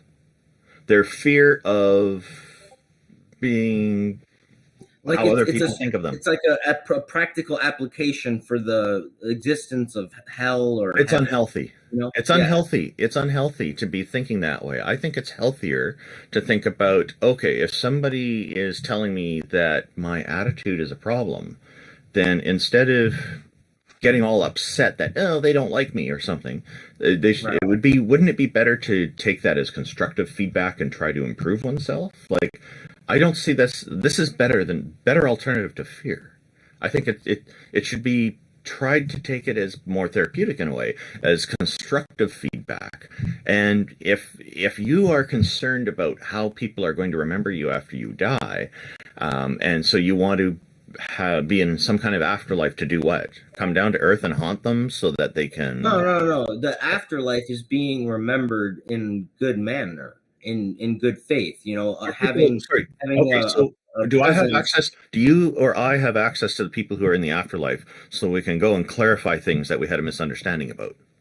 Well, if you define the afterlife as what they've left behind, in that you'd have to search among that presence, and so their afterlife is really what they've their legacy, their physical reality that they've disconnected with after they've died. And so if that's the afterlife, then you would want to leave behind a good presence. No, my presence is gone once I'm dead. That's it. I Well, can't even, and I your can't life even is say, gone. I can't even say a person has to live with that because they're dead. It's just the way it is. I'm going to try to make things better in my life, throughout my life, for others, and for myself, of course. But once I'm gone, you know, people need to be able to carry that torch themselves and continue on however they see fit. There's nothing I'm going to be able to do about that once I'm dead. So, Well, what you I'm know, trying to say is that you're reaching a heaven-like state when what you leave behind improves the quality of people's lives. no, that's not heaven. Heaven, like in the religious form of heaven, that's No, actually I don't know about religious form of heaven. okay. Like I said, I don't subscribe to any religion, man. But Yeah, okay. SCHiZO, can So, I? No, go Randolph. But afterwards, I just want to say yeah, something. okay. So this thing, like throwing all these extra things in, like you hear, I'm not doing that in any of the language that I'm using here. I'm just talking about what I'm doing while I'm alive, and that's it. You know, I donate blood regularly because I know that's going to help people who I don't even know. Although I haven't donated recently because of an injury I was recovering from, but I'm going back to that very soon. But there's other things that I can do with my life instead of wasting time worrying about what's going to happen to me in the future. Like once I'm dead, it's not going to matter. That's the thing. And people get hooked on this idea. They don't want this. They don't want that. All this, it's all focused on them. You know, they're not focusing on other people when they're focusing on these religious ideals that say you have to be God-fearing, you have to be afraid of hell, so you better conform to all these different weird ideals that are made by people from thousands of years ago who have no concept of smartphones or anything that we're dealing with today, or the internet, or how we communicate, or how society has evolved, or how people have evolved, or the fact that women are equal to men. They have no concept of this. They have no business. Sorry, I'm just about finished. Ancient people have no business lecturing to us how we should run our lives today. It's totally inappropriate in my view. We've moved on from them. We need to let them go. We need to make life better for ourselves and for others, our loved ones, and even people we don't know. This is a better way to live instead of toiling over these corrupt ideas of the past. We need to evolve from that. Okay, so I understand everything that you're saying, but there's a practicality, I suppose, to believing that hell is being remembered for doing poorly in life in the context of improving society, right? And so if you don't want to be remembered that way, you're going to improve your behavior while you're alive to reaching the goal of improving life for society if you believe God exists. And if you're the kind of person that can't do that without a God existing, why would you take that away from them? I don't think that's a healthy approach to use in the first place. I don't care if people don't even remember me. If I've made a change, that's all that matters. Like, I'm letting go. Death is the ultimate point, that I let go of everything. It's not by choice, probably not by choice, hopefully not by choice, but it is, that's it. You know, whatever happens, I'm not involved anymore. That's up to everybody else. If they want to remember and honor me, that's up to them. You know, I won't be able to appreciate it. I'll be gone. I remember certain things that all kinds of great people that I've known over time have done, and that I know of from others remembering them and promoting their good ideas. Great, we should promote those ideas. Hang on. I'm not motivated by how people are going to remember me. I'm motivated by other things. So other things that are more practical. I think it's less practical to throw in that extra baggage of thinking about how you're going to be remembered. That, to me, is a waste of effort and time and energy. It's not necessary. We can still do good things without that. SCHiZO, hold on. Before you go, because I'm going to give you an answer, and then I'm going to bring it back full circle to what Randolph was saying. Okay. But you are saying, look, why are we trying to take it? Someone's grandma died. What harm is it in trying to think that they're in a better place etc., etc. And on that level, on the benign level like that, there may not be that much harm. However, when we take away the fear of death, it also creates many, many horrible things. The people who bomb abortion clinics, the people who did 9/11, and the people who do religious holy wars are filled with faith, and they lack a fear of death.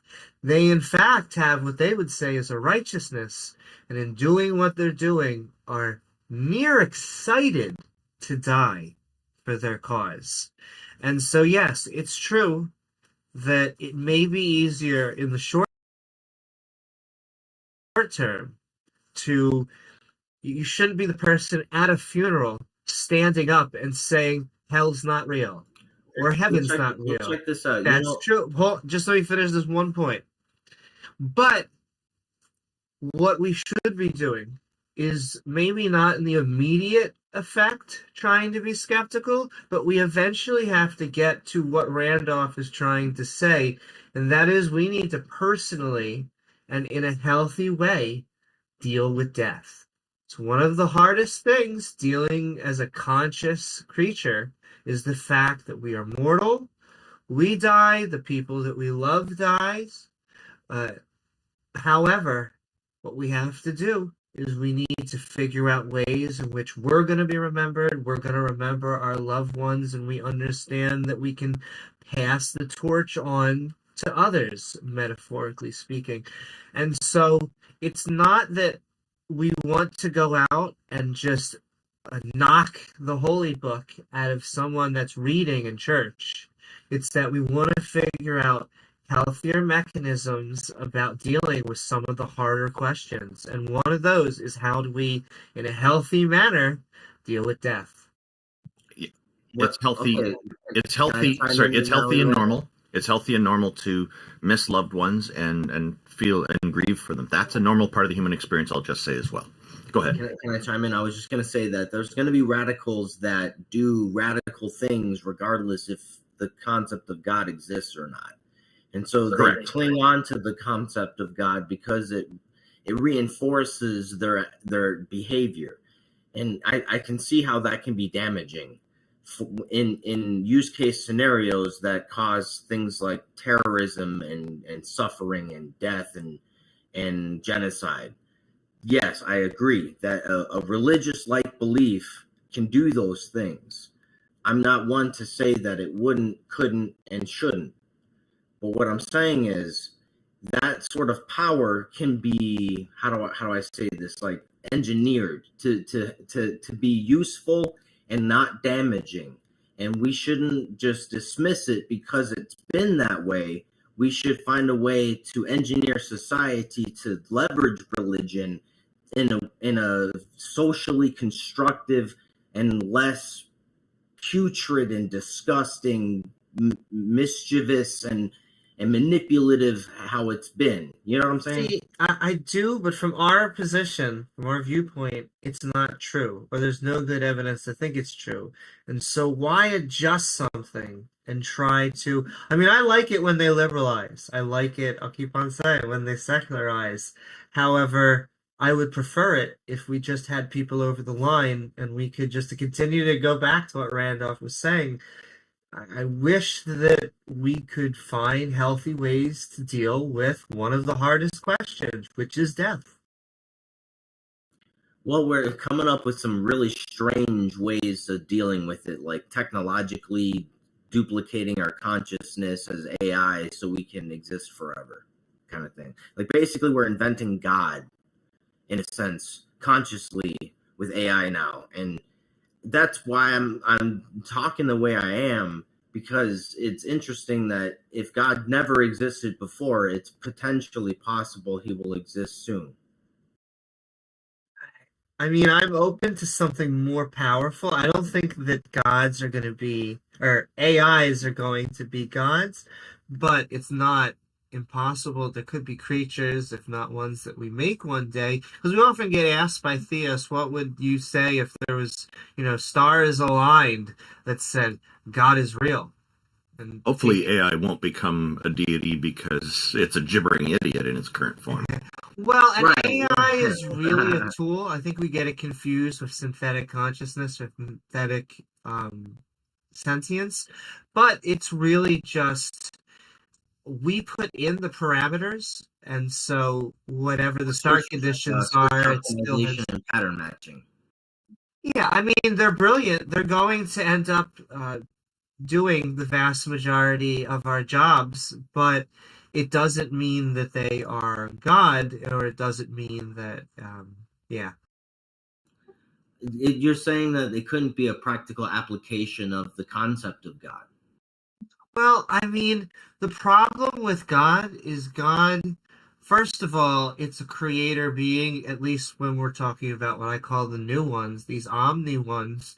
And like, it could become, AI could become powerful, but it would be very hard for me to understand that all-powerful, all-knowing. I mean, hey, maybe, but they struggle right now to deal with some of the things that we find easy. AI struggles to, first of all, have emotions, which tends to be more of a chemical type of thing that may be solved later. AI has a hard time walking physically. There's a lot within robotics. It's in its primitive stages at this point.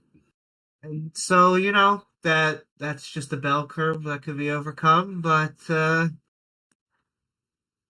yeah, it's all fascinating. But a God, as they look at it, oftentimes want to have a personal relationship with us. It cares who we have sex with.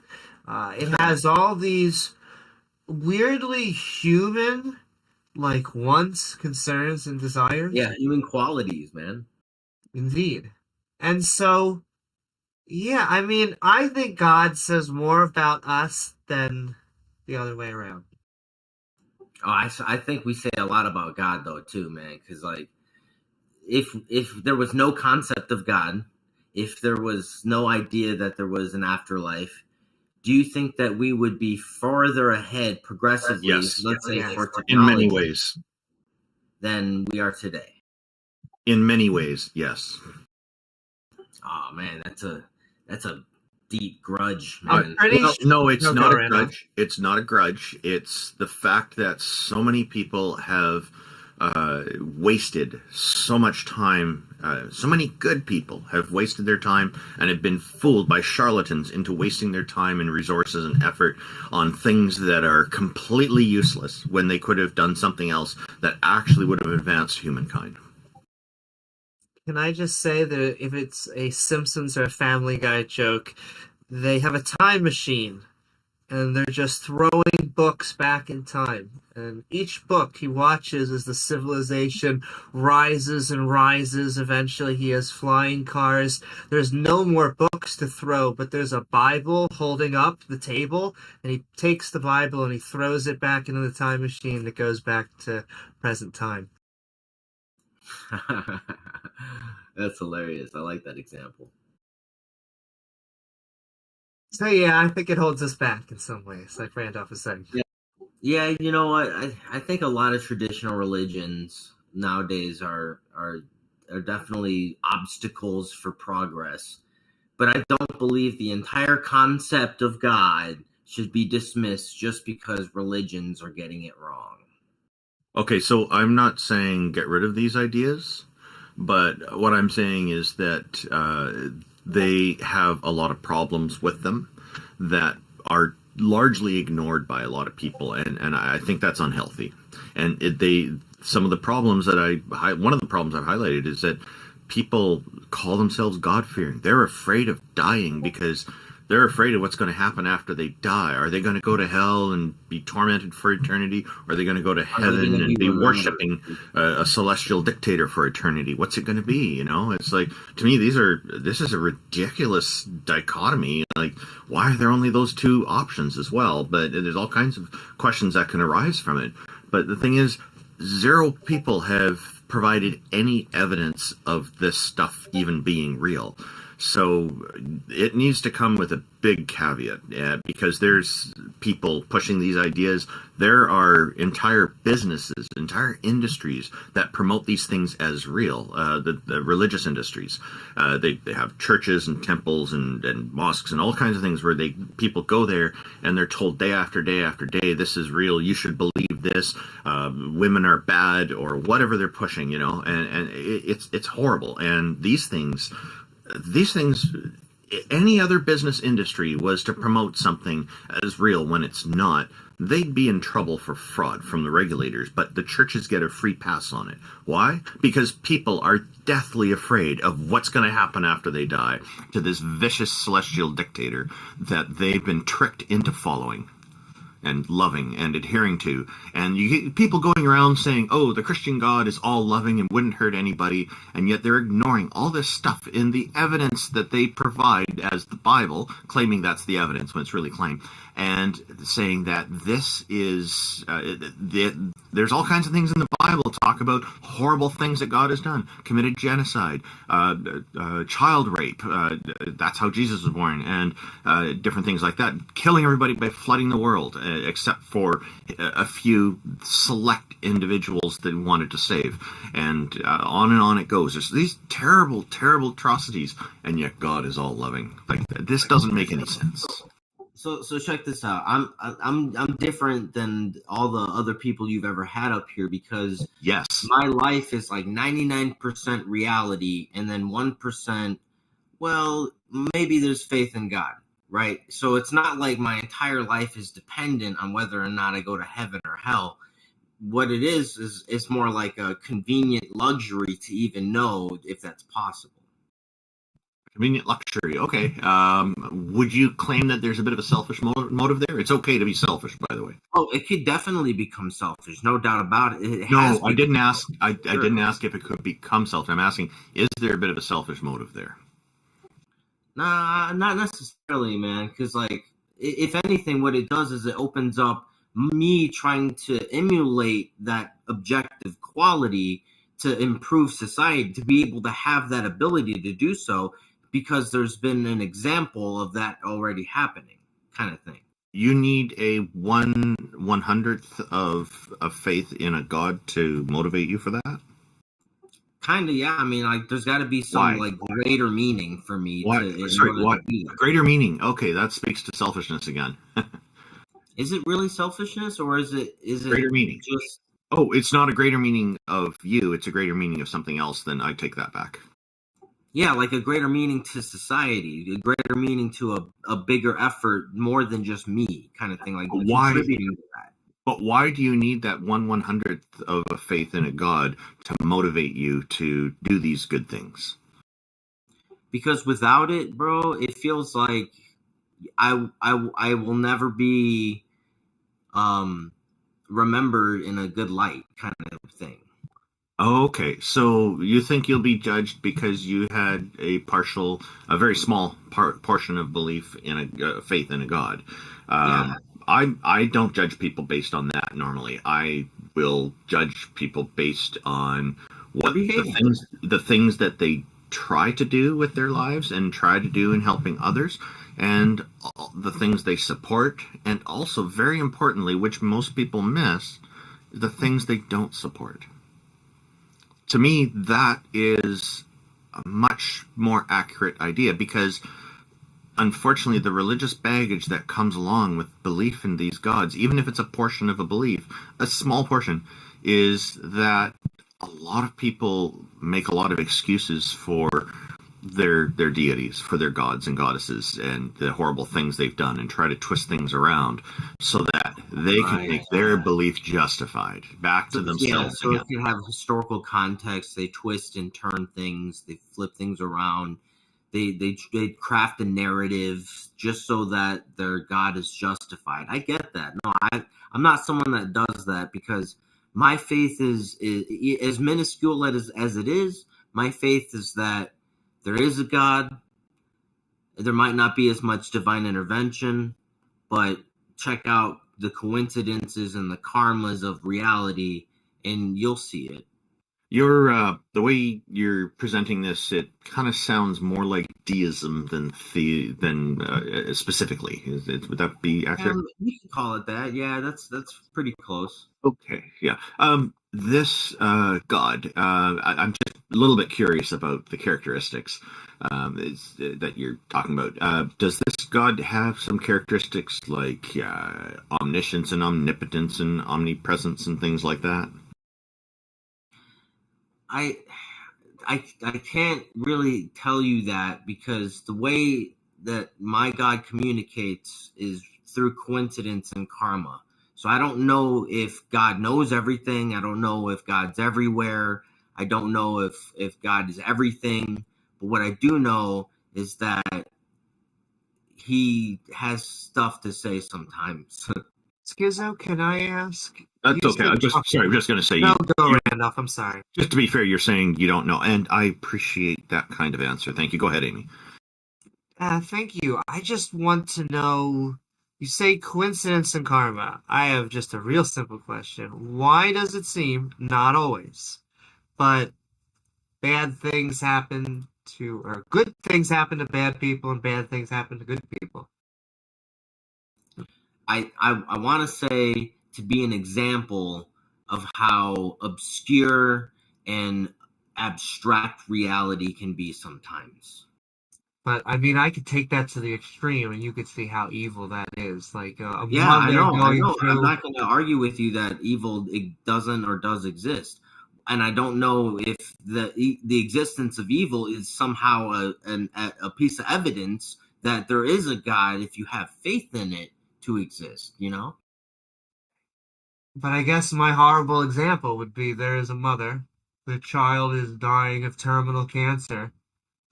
We are only two chances here, coincidence or karma.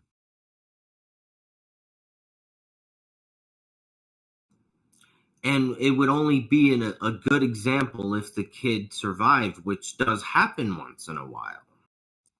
If it would be a good example if they do survive. I feel like Yeah. it would be a crappy system if the kid dies, though, right? Well, I mean, it's not a system. Like, you can't. Like, what you're trying to say is that miracles should be intentional and manifestable by humans. And unfortunately, like, that's where a lot of religions falter that I know of, because they can't do works. They can't actually craft a miracle with their faith. And I agree that is definitely a weakness of this religion construct. So I agree. I think that there's a problem with karma, because I think that it almost makes a good saying, like, you'll get it back, or so, or they're an asshole. But sometimes, unfortunately, it just seems like the universe is more random and more just deterministic. As in, yes, sometimes assholes get what they got coming because the law catches them, but we put in systems to place that. But sometimes bad things happen to good people, and I think the better answer is not to put a context on there that's like they could have had a past life in which they did something wrong, or oh no, what were you gonna say? I was going to say, wouldn't you say that the law, for example, is a practical application of objective morality? No, I would say that we have morality. I think that I'm very weird. I believe in like a mid-ground between subjective and objective. I think it has things of both, but I think laws are not objective. At least if we're talking from a human sense. If you're talking from a scientific sense, like Well, it's the Hubble's attempt to law, become objective. I That's would why they have the say system. they are more prescriptive than they are descriptive. We go, this is the speed limit, you should go, because we think if you do otherwise, you're going to kill yourself, type of thing. Right. And I think there's like a practical application to we'll just call it biblically, the laws of God. because there are commandments that tell you not to kill, not to worship other gods, and the other gods happen to be things like money and sex and power, and it keeps you on a even keel historically than it does, and it's, I would say, it could be healthy in a sense to have those kind of morals than to have a godless existence that could open you up to things like greed and sin, the things of sin, you know. But there was a time when it was good, and that was thousands of years ago when we were afraid because we didn't know where lightning came from. At that point, it was good to probably go, you know what, everyone, maybe we shouldn't kill each other. But I do think that we would have developed that eventually. You see it in all cultures, almost even the ones that do not have religion. But I don't think we need those structures anymore. You shouldn't need a 2,000-year-old book. It's not that we shouldn't read Plato or we shouldn't read people from thousands of years ago. It's that we don't need to think they're literally true. Okay, so all right, I don't want to get political because I'm schizo, and when I get political, it could be conspiracy theory in some cases. But the reason why America is so great is because our rights, our dead-born, birth-given rights, come from a deity we call God that cannot be taken from us because of that. And when you just delete God, you just remove him out of the equation, you also remove our born, given, birth, Can I pause you for American rights, you know? Sure. So, our rights don't come from God. So this should be a relief. All of our rights come from our Constitution. And so... Well, the Constitution says our rights come from God. That's the reason why it's so great. Our Constitution is actually a secular document, and it was made by, generally, a bunch of deists. But what happened was there are a bunch of Puritans. These were the lay people. Most of them not really ending up founding the country, but they like making babies. And so here we are. And I will just add that in Canada, our Constitution also doesn't come from any deities. It was made by people, and now there is a preamble there that recognizes the supremacy of a male deity, but it's not one of the numbered points in our Charter of Rights and Freedoms. So take away this God that you have in mind, and these constitutions will still be there. They're not dependent on any deities existing. Right. I guess, you know, there's a separation of church and state, and it can get down to a constitutional level. But I would beg. Why was that needed? Why was there a need for that in the U.S. Constitution? The separation of church from state. I think the separation from church and state is needed because it's the ultimate freedom to have faith in whatever you believe in. You know, like. And not have a state or have no religious faith at all. Right, if that were your choice, for sure. Like, but I don't think there should ever be an imposition one way or the other.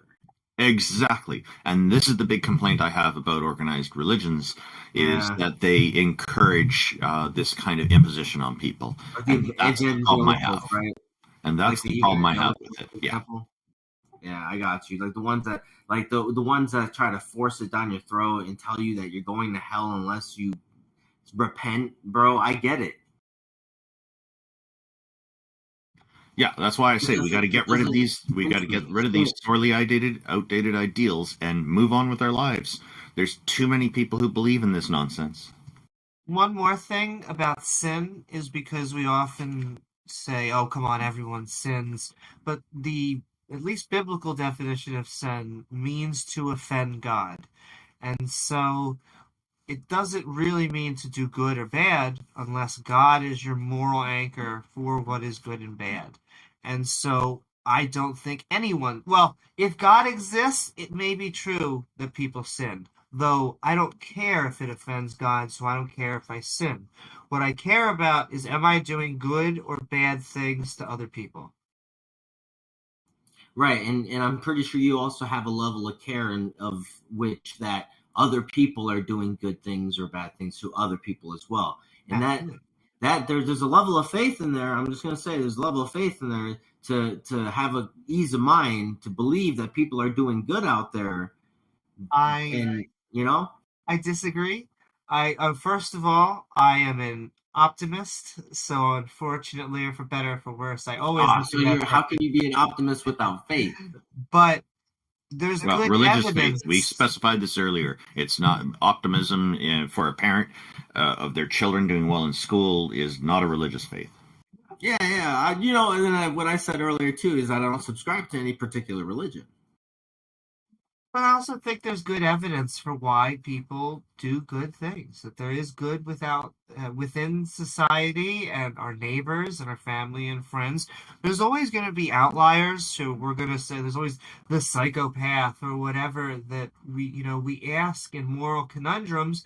But generally speaking, I find that it's religion that makes morality hard, and that humans actually want to do the right thing most of the time. Yeah, and all I'm trying to say is that I believe there's the potentiality for religion to do more good than harm. And completely removing that from the human experience, moving forward with like evolution of user experience design and writing history using Wikipedia and things like that, I think removing religion from the human experience could do more harm than good. I disagree. I think that there was a time where I think it always has a double-edged sword because we never knew that it was true to begin with. However, I think it does more harm now that we know that most likely these are not true. Jesus did not rise from the dead. Muhammad did not cut the moon in half. Moses didn't exist. He may have been, based on real people, but he did not live to these 600, 900-year-old people are not real. And so, well, here's the interesting thing about Jesus' existence is that he didn't need to resurrect. He didn't need to do any sort of miracle for the fact of the matter that he died for our sins. And that action is what Christianity is fundamentally based on. So when you got these Christians out here going like, oh, he raised from the dead, or oh, he resurrected, or he turned water into wine, and 2 loaves, 2 fishes, and the 500 loaves, and it's like, that doesn't fucking matter. They crucified him. And that was because, historically speaking, he was dying for our sins because he's the Son of God. And which that's I all will that say, really mattered. We have different emotions on whether that's a good or a bad thing. I view the sacrifice of Jesus, I view that as disgusting. I understand that they reinterpret. Oh, okay. You do have the same view. Because I always think it funny that Christians make fun of people from like Aztec cultures. They're like, they were pulling out their hearts and sacrificing people. Like, this is the same I'm like, shit. yeah, it'd be crazy if there was like a god that demanded his own son to kill himself. Yeah, right? Dude, it's fucking brutal. That's why I don't subscribe to it, because like I don't think that if God exists, I don't think that he wouldn't subscribe to any particular religion either. He wouldn't want conflict. He would prioritize peace over war if God exists. And so all these religions are all getting it wrong, and there's all these dogmas, and it's like just like abandon that shit and find a God that everyone can relate to. Or no God at all. Let's come together, be a family as brother and sisters. Well, I mean, arguably speaking, that would be some people's God, what you're saying. See, but I think what we're doing is we're giving alternatives to the positive. So religion does community well. I think we can do community better because we don't need to have the carrot and stick system. And then calling what community is doing God is just ridiculous. It doesn't make any sense. Sometimes people come along and try to say the universe is God, or the earth is God, or something like that. Or maybe they're just redefining. they're just giving a different definition for it. Yes, they're trying exactly. to redefine it as something else, but there's already a word for that, so why switch it to God?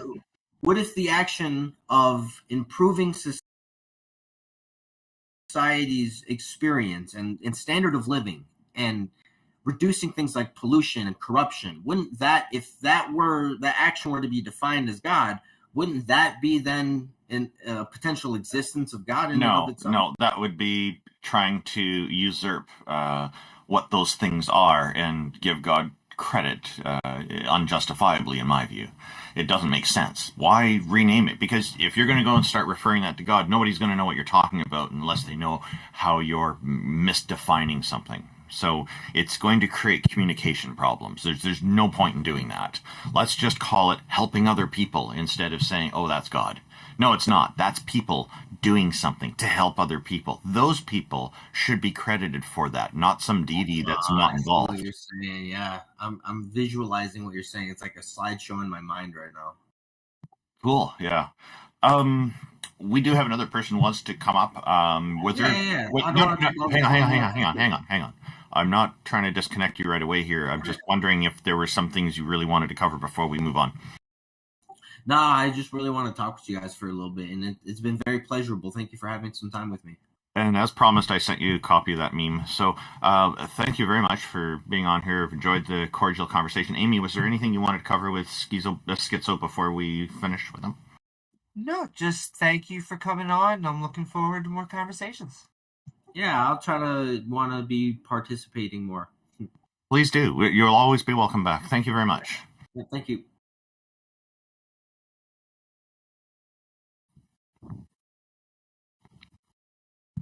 Oogway Al-Ghayb. I hope I'm saying your name properly. Please correct me if I'm wrong. Thank you for joining us. Welcome. Thank How you. are you today? I'm doing good.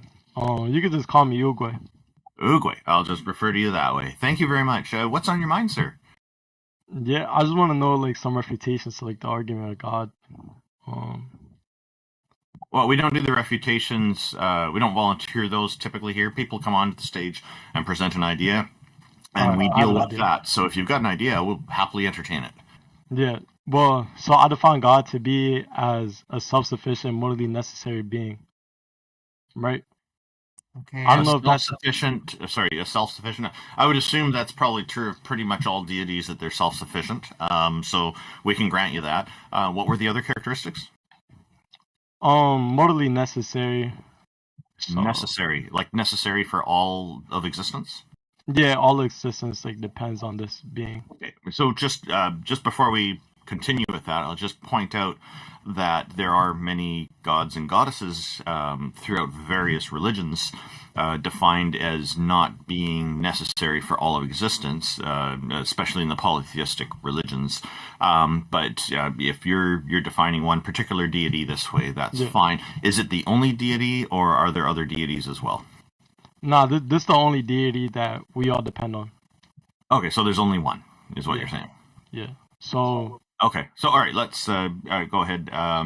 Now, so I'm guessing that you guys are granting this definition. I don't have a problem with. I'm not against definitions. So, are you just saying that the necessary being you're claiming a necessary being, and that necessary being has to be Well, I guess it would be you're claiming a necessary being.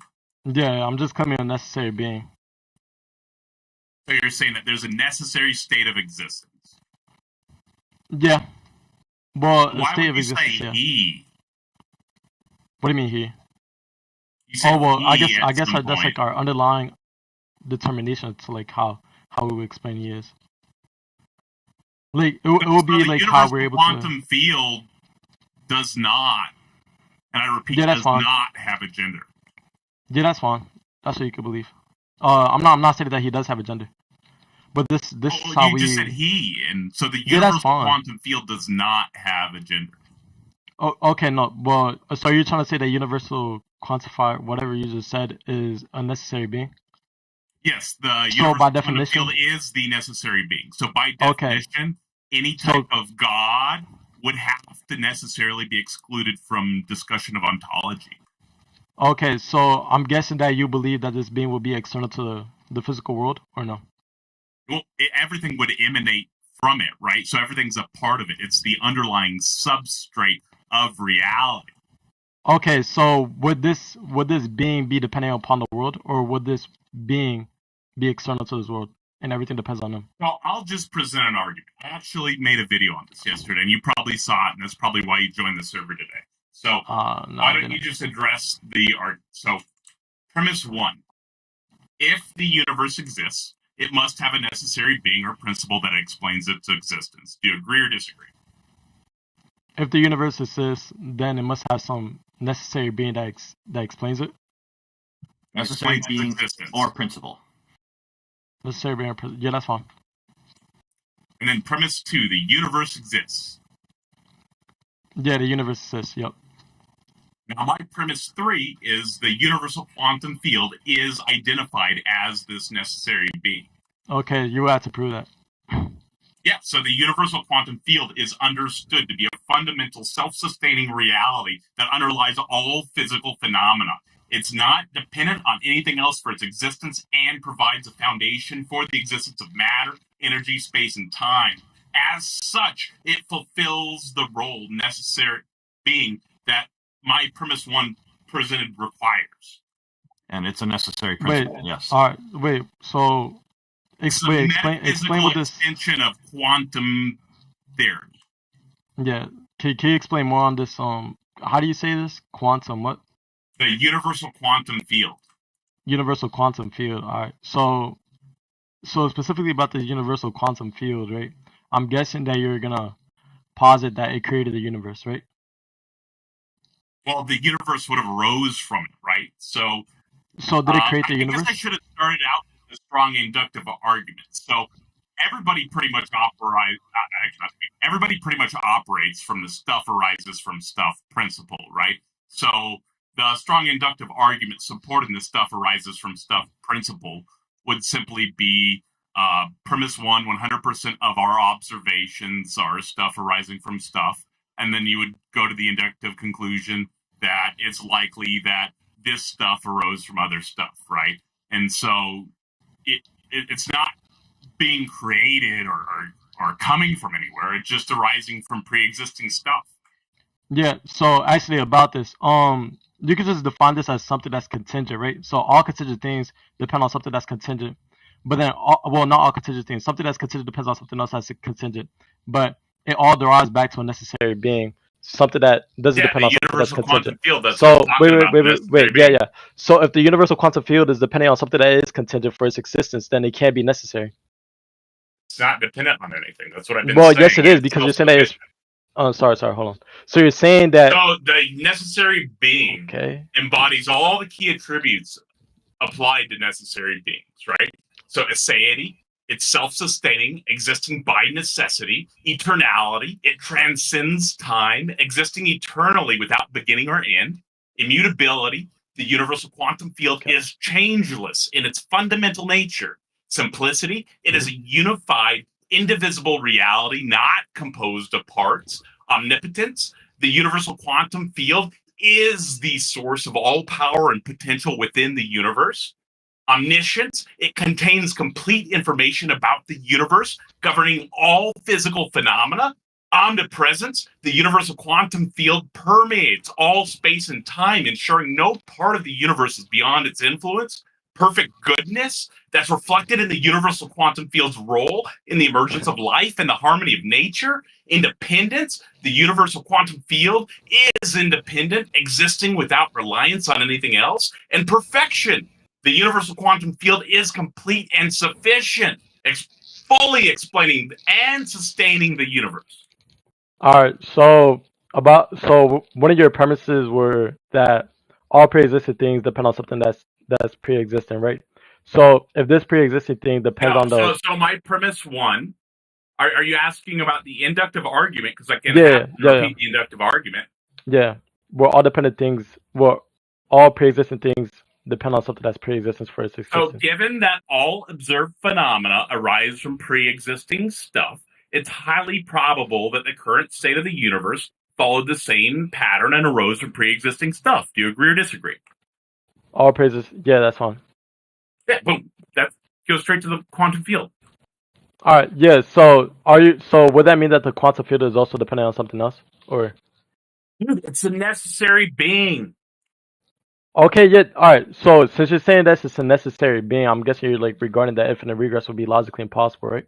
Well, not logically impossible, Not but logically impossible. yeah, you're right. You're right. My fault. I I'm misspoke claiming right there. necessary. So there's the three legs of the trilemma. After this argument, of course, you can ground it out in infinite regress or brute fact or necessary being. There is the trilemma, right?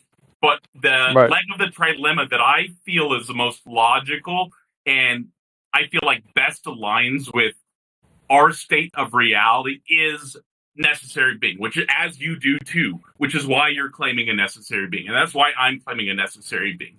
But infinite regress is not logically impossible, and neither is brute fact. I just think they're much less likely.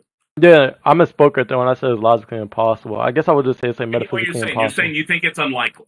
Yeah, unlikely, yeah. So about this, right? If you're like pretending that a necessary being would exist, what would differentiate this universal quantum field to God? Like what's like the differentiating factor between them? I mean, it's I don't know what your definition of God is, but there's no Well, mind. my There's not. I mean, you could. Oh, if, no mind. If you're a pantheist, you could call it God if you really wanted to, but it's just the underlying substrate of reality, right? There's not a mind. There's not whatever. And like I said, a pantheist could absolutely call it God if they wanted to. Oh, so you're saying it has no mind, right? So about creation, right? So in order for there to be a creation, right? And I'm guessing that you're right? That was the point of the strong inductive argument that you accepted just a minute ago, right? That is a defeater of creation ex nihilo. I accepted that a necessary being would exist, right? Yeah, that's fine. So you did accept the strong inductive argument a moment ago, which is an anti-creator argument, right? It is an anti-creation ex nihilo argument, right? So referring to stuff coming from, or well, stuff arising from stuff as creation is a category error. Yeah, so I never accepted your argument, but rather I accepted that a necessary being would exist because that was because that was my position, right? But so let's go back to the stuff comes from or stuff arises from stuff principle. Yeah, stuff arises from stuff. Yep. But we don't have to say stuff arises from stuff. We could just say that arises from stuff principle is basically that nothing spontaneously forms from nothing, right? And so 100% of our observations confirm that everything in existence arises from pre-existing stuff, right? And so given that all observed phenomena arise from pre-existing stuff, it's highly probable that the current state of the universe followed the same pattern and arose from pre-existing stuff. You agreed to that. And you're right now you're saying you didn't agree to that. That is an anti-creator argument. No, so alright, so what you would say like stuff arises from stuff, you would just say this is the PSR. Most PSRs, well the weak PSR wouldn't like debunk anything that we would assert. Well, I would assert. Well, God's existence. So if you were to say that stuff arises from stuff, right, it would eventually lead to a necessary being. And by necessary being, if this necessary being were to create, wait, hold on, wait, field. I totally agree. Wait, don't pause me. So if there were to be a necessary being, this necessary being must have created something for something else to depend on this existence. That's not a requirement of necessary being. You just made that up. No, it is a requirement because if it were to be necessary, that means something else would have to depend on this existence. It can't be a necessary being without. Depend on its existence, but dependence is not synonymous with creation. Wait, repeat that again. I was reading something. Dependence is not synonymous with creation. Dependence is not synonymous with creation. Why not? Because I'm saying stuff arises from stuff. I'm not saying stuff creates stuff. Because when you say create stuff, you're saying there was purpose and intent behind it. And so I'm using a very specific word, stuff arises from stuff. Oh, so you're saying like stuff like changes form into a different form? Correct. Okay, so what's this position called? What's this called? It's presuppositional apologetics. It's PSA rather than PSR, yeah. Well, what's I'm making a joke, don't worry. I also included the PSR in premise one of my argument, right? Yeah, so stuff principle comes before the PSR. What do you mean it comes before the PSR? What do you mean by that? So the stuff arises from stuff principle is an inductive argument based off of our observations. The PSR is a philosophical stance that I'm using in the argument for premise 1. Wait, can you guys let Fipdo up as well? He's my partner. No. No? Oh, that's fine. So I'm guessing that you're trying to say that everything just forms into a different form, and by this you're saying it arises and not by created, like it doesn't have like no type of intent. Okay. Well, I don't know what position this is called, but if you presuppositional apologetics. If you were to grant this, right, that means everything has eternally existed, right? It would be a necessary being. I mean, I guess it would technically eternally exist, and that's one of the attributes to aseity. But I feel like eternality is a weird term to use with necessary being because that's kind of implied. But with how you're using it, yes, it would be eternal. But I have my personal objection just to that as a necessary being attribute because I feel like that would be implied because whether it existed forever with no time or whatever the case, I just feel like that's a weird word to use when you're not talking about time, you know, because it implies it's just no beginning or end, right? And I get it, right? But I just feel like it would be better to just say like no beginning or end, right? Okay, so everything existed But without a I do beginning. say eternal, yes. I'm just saying it's just a weird word technically for what we're trying to say with necessary being. I feel like no beginning or end would be better, right? Because it's more specific. Because there's, I'm sorry, that's just a weird point I was making. All right. One more thing. Are you guys aware about the modal ontological argument for God's existence? Yeah. Yeah. Wait, what's your opinion on it? Because that was the argument I was going to posit.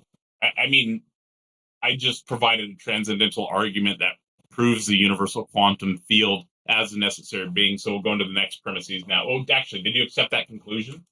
So, well, no, I wouldn't. I wouldn't go accept to the the conclusion. I apologize.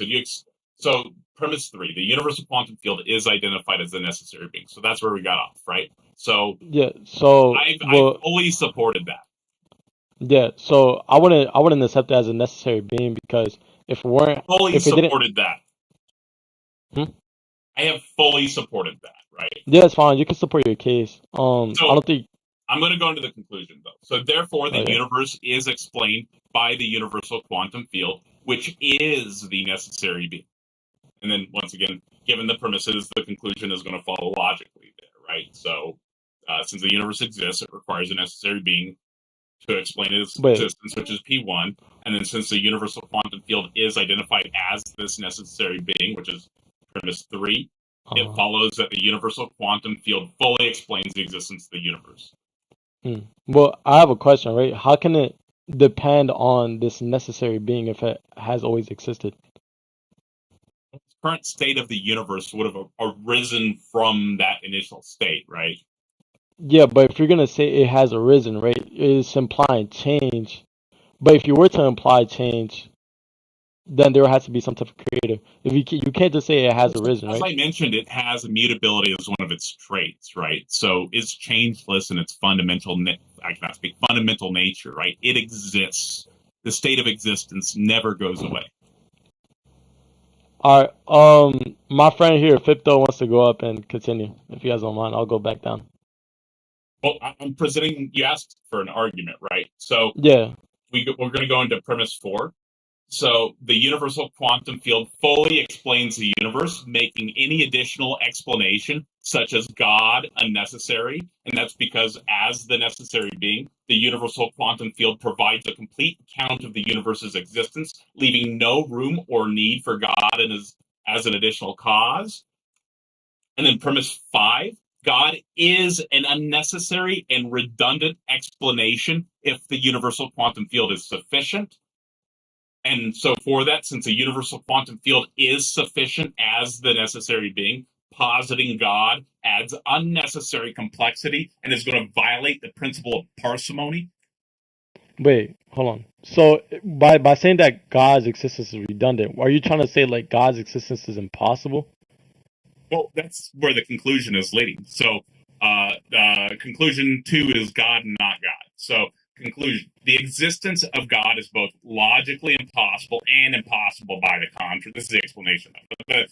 The existence of God is both logically impossible and impossible by the contrary, given the sufficiency of the universal quantum field as the necessary being.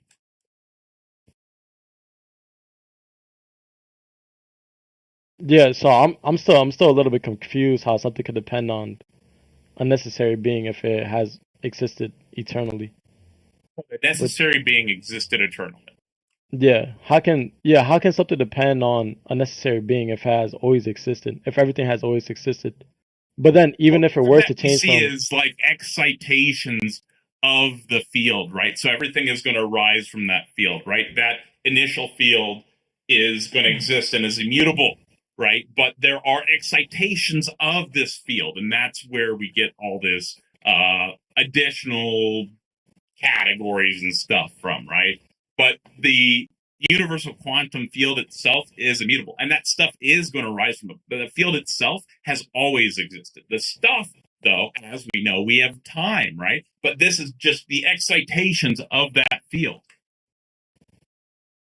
Yeah, so wait, this isn't answering my question, right? So my question is really like, how can it depend on the necessary being if it has always existed? And if it were to have always existed, question, the stuff arises from the necessary being. Hold on, I'll let you talk. So if it were to have arisen, right, that means it just came up spontaneously, or it must have came through time as time develops. If it were to have come through as time develops, space-time appears to be emergent, dude. We can only trace back to like a Planck time prior to the Big or after the Big Bang, right? Okay, so you're saying that this answer isn't answerable. Oh, no, right? I'm saying that space-time appears to be emergent. I never said that. Don't strawman me. I said space-time appears to be emergent. There's no point in talking about time like you're talking about. It appears to have started immediately after the Big Bang. Immediately after. Immediately after, what would you define the Big Bang as? Or what would you think it is? Rapid inflation of pre-existing stuff, or the rapid expansion of pre-existing stuff. Ooh, so time came after the rapid expansion of pre-existing stuff. I think that's kind of contradictory. How can there be pre-existing things? It's literally what appears to be the case. Wait, no. So how can there be? Time is a measurement of change, dude. Yeah, wait. How can time come after the Big Bang if there was already pre-existing things? I've addressed your questions very clearly. So wait, hold on. I'm not going to go into 1,000 questions with you. I'm presenting an argument. Time is totally unrelated to what we're talking about here. I've explained very clearly how the universal quantum field is the necessary being, and the stuff arises from that. And I even cited emergent space-time. You have no idea what you're talking about. You're not going to make me go off on tangents. We're going to address this argument directly, and you're going to stay on topic and stop obfuscating. All right. If you don't have an answer to my question, that's fine. I have answered all of your questions. I'm telling you, I'm not going to go into this infinite question loop when I'm running an argument on you that you asked me to run on you. Yeah, so how can time exist if the Big Bang came prior to it? So time must have come after the Big Bang. It's a measurement of change. Exactly. So how can there be pre-existing things before time? So if there were to be pre-existing things, that means something arose. The stuff existed. The energy always existed. Okay, then. Oh, okay. So you just contradicted yourself. If the necessary being is a pre-existing thing, then the necessary being must have depended on something else, because by definition you said that all wait,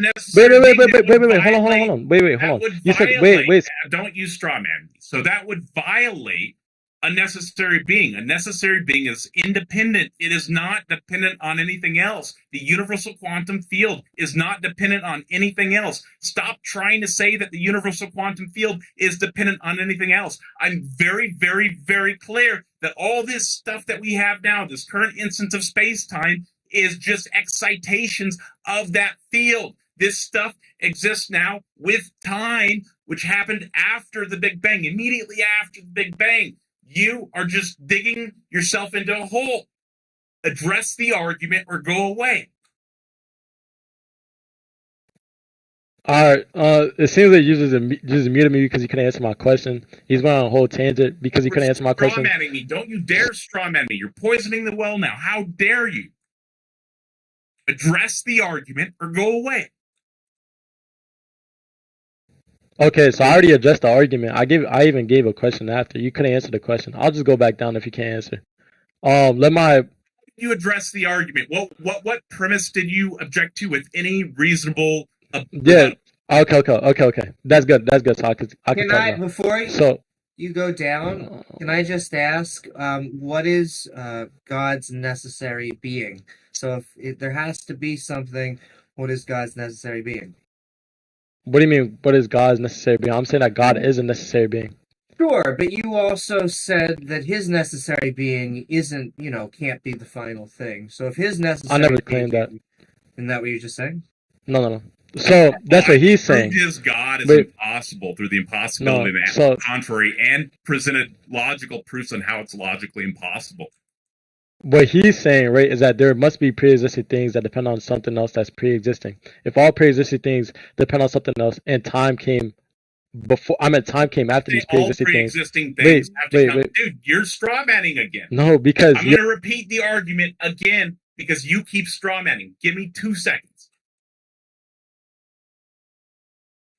So, given that all observed phenomena arise from pre-existing stuff, it's highly probable that the current state of the universe followed the same pattern and arose from pre-existing stuff. That's not saying pre-existing stuff came from pre-existing stuff. That's saying that this current state came from or arose from a prior state. That prior state could be infinite regress, could be necessary being, could be brute fact. There's 3 legs of the trilemma we both acknowledge. I'm claiming the necessary being because I think that's the most likely, for many reasons that I'd be happy to go into. Yeah, so you can't claim that pre-existing things comes from pre-existing things, and also the argument is not pre-existing things come from pre-existing things. The argument that I provided was, given that all observed phenomena arise from pre-existing stuff, it's highly probable that the current state of the universe followed the same pattern and arose from pre-existing stuff. You also accepted this argument. You got to be careful on what you believe I accepted, right? I'll just go back down. You couldn't answer my question. That's fine. Someone else has a question, if that's fine. Let's bring up Horse. They're not used to it the other direction. Oh, Fipdo, yeah. Fipdo was waiting longer. Hello, Fipdo. Welcome. Thank you for joining us. Destroying baby slayers. I guess that means you're destroying God? The Christian God? No. Well, the Christian God did slay babies. He basically killed a lot of babies when he flooded the planet. And, ultimately they're saved, right? So killing is not destroying? Well, so when you and I have a different worldview as far as what happens after we die. You believe that we disappear into nothingness and just grind into dust. I believe that we have souls that live eternally afterwards. Okay. And are going to one of 2 places. Hang on. That's not what I believe. I don't believe that we turn into nothingness. After I die, if my body was to be buried, it would turn into worm food over time, hopefully. Yeah. I said grind away into dust. Other material. Because you're saying we're fully material. Transformed. Yeah. Yes. Okay. But before you go forward, could we just agree that under that model, abortion is moral because it sends them guaranteed to heaven? No, because it's the unjustified taking of human life. Sure, what God did. God's immoral. No, God is justified in taking life as He gives it. Well, hang on. So, are we talking human beings or just human life? What do you mean? Oh, well, when it comes to, there's justified means that human beings can take other people's lives, such as self-defense, or God says. But when it comes to God, there's 2 different categories we're operating on. God has a different rule set. There's different prerogatives. You were made for one thing, and you have a certain moral rule set that is made solely for humans categorically. God has different prerogatives. He has different, he has a different set of rules. So you mentioned about killing human life. The thing is, a fetus a human fetus is not a human being yet. The prerequisite for being a human being, a person, is being born. So No, I'm just trying to get you- some clarity here on what you're talking about. Are you talking about? do you want to go through papers of 3 decades of biological sciences declaring I don't need to. fetus is human at conception? And no, this is a I'm not- loophole. Randolph, don't let him get away with that. Yeah. He wants you to have that debate. The No. fact is that God is the biggest abortionist. He loves it. He makes sure every abortion happens. And so it doesn't Wait, matter if it's sure? God Wait, what? doing it directly, or it doesn't matter if he gave us the free will, because it's still him doing it at the end. Yeah, God loves God permits is evil. And if Yeah, just like God permits you to be hang on, homosexual if you want to be. If Well, people it are says actually murderous, but that's okay. if people are actually made in God's image and God is committing all these abortions, then it's okay for human beings to commit abortions as well, because that's what God does. So yeah, we should be following what God's example is, right? Well, you have to understand what it means to be made in God's image. Also, And I follow don't know. God's example. Should we follow God's example? So really quick, I did want to interact with his quantum field argument, tacos. Okay. And then you want to get back to abortion. But no, we can talk about this. But just as a response. So when it comes to being made in God's image, it talks about, well, we desire truth. We build civilizations. Obviously, animals. They collect. I have to be focused on something for a minute. I apologize. Can you come back to me here in just a few minutes? I need just a few minutes. Yeah, you're I all right. apologize. Yeah, but when it talks about being made in God's image, we desire things like truth. We desire to, well, not all the time. Obviously, it's inconsistent because we have a fallen nature that also has to be taken into account. But generally, truth. We desire ethical rule sets. We desire to make civilizations with judges and laws, and essentially to congregate and build civilizations. So in that way, we're made in God's image. We're made with knowledge that surpasses that of animals. I mean, animals show a little bit of the similarities of humans, but not consistently, and definitely not on the same scale. So just to butt in, I agree that at least many of us desire truth. I think that's what we're doing here. But I would then push back. We don't have a fallen nature. We're not born with sin. Any of these type of concepts I find inherently evil. And so we can talk about them. Well, so for example, when I say we desire truth, and I bring up the fallen nature because it's inconsistent. Not everybody desires truth at all points at all times. Some people want to be justified in their thinking and in their actions, so they're willing to throw away truth. For example, when we talk about the issue of abortion, and imagine, I'm going to dress up a caricature here. I'm trying to argue biological facts to a man sporting a beard, a bra, and a dress. And he's not going to take any of my arguments seriously because he doesn't even believe biologically who he is congruent with I'm talking about who he is physically. He's congruent with his own mind and thinking and brain. May I pause of for how a he thinks second? he should be. If you don't mind, we are talking with people who think that women come from ribs, that snakes talk, and that a rabbi came back from the dead. It's almost always projection. These people, that is to say the ones of these religious traditions, tend to believe things that defy chemistry, physics, and biology. And so that's why we're trying to figure out why you think there is a father figure in the sky. He is a father figure, kind of weird, doesn't have male genitalia, doesn't have male chromosomes, has to be a father. No real reason. Holy Spirit could be masculine, and God could be a mother. Well, you have to understand linguistics. So when we say God is a father, and we address him as he at all points, with linguistics, there's an understanding in which I think, gender sciences is caught up with us. We're talking about masculine roles and feminine roles. So we understand this duality that the gender sciences even agree with, surprisingly. You're a postmodern Christian. I love it. Yeah. Well, I'm saying with the language, there's a duality. Now, when it comes to the physical order of things, when it comes to us, this is why I'm saying we got to look in categories. We anthropomorphize. You know what it means to anthropomorphize with God? we tend Okay, to so like, yeah, so we take these concepts that apply to us, he, she, they, them. It applies to biology, they, them, meaning it's kind of mixed. He, she, meaning one of the binary. You know. Sure.